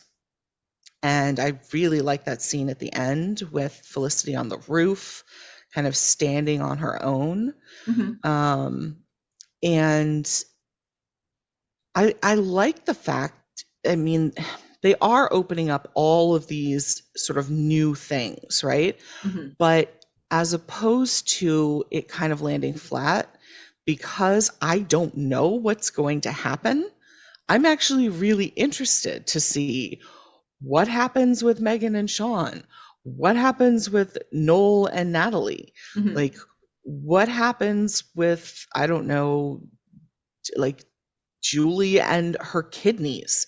Like there's like these really kind of high stakes things that are, I don't know what's going to happen. And so it's not a complete cliffhanger in the sense of like Felicity is making a choice between, like she's made her choice. She's staying there for the summer. Mm-hmm. She's in a steady relationship, sort of. They've said they love each other. Mm-hmm. But I'm really interested in all the side characters Okay. and what is going to happen for them. Like, where is Tracy living? What has Elena come up with for him? Yeah. So, I actually really enjoyed that. Now, that being said, it does get dinged for me for being a wedding episode, but Okay. not too harshly because it was pretty short. Most of the music was good except for that horrible 70s music. And for the most part, people were like impeccably dressed, and the wedding was beautiful. So, frankly, this one was really good for me. So I am gonna give it I'm gonna give it a 9.25. I don't think it Thank quite you. gets to a 9.5, but give it a 9.25. All right. Well, there you have it. Mixed reviews on this one for us, but there it is. That's the Yeah. episode. And we would love to hear what you all have to say about it. We've posed a whole bunch of questions as we've gone through in this discussion, but also you may have completely different things that we didn't even talk about that you desperately want us to know. Well, you can send us your feedback at themelissafish@gmail.com. That's Melissa with one L, two S's, themelissafish@gmail.com. You can also find us on Instagram at Felicity Podcast. And if you want to know when we drop episodes, new podcast episodes, you can sign up for our newsletter. You just go wherever you're listening to this podcast right now, check out the show notes, and there's going to be a link in there that you can sign up for. While you're there, you know what else you can do? You can rate or review this podcast, because there are people out there who want to find Felicity content, and you're going to help them do that if you rate or review it. Now, okay, so what's happening next? Well, first of all, we're going to do a season recap. We want to talk about season 2 and share any sort of final thoughts on it. We'll do a similar format to what we did when we did the season 1 recap. We want to see how our thoughts progress from season to season. Then we're looking at probably taking a 2 to 3 week break. Fish kind of alluded to some scheduling stuff that may come up, so we're just hedging our bets here a little bit. And after that, we'll jump into season 3. And that first episode will be called The Christening. So lots coming up here. But that season recap is the next thing on our list that we're going to cover. How far along is Ruby? She's 6 months? Well, this is okay. So Fish, what do you think the christening is? You think it's related to Ruby? I mean, usually it's around a baby, and I don't know any other babies. Mm-hmm. Okay. That's Fish's prediction. What do I know? What do I know? Yeah, well, it's interesting to see the absolute alarm that inspired. Well, it's just because the last time we saw Ruby, she still wasn't showing, and she would have to be at least 6 months for her to have a baby, and then like to christen them. Like, you don't christen them like the day after they're born. So listeners, I don't know. Shh, don't say a word.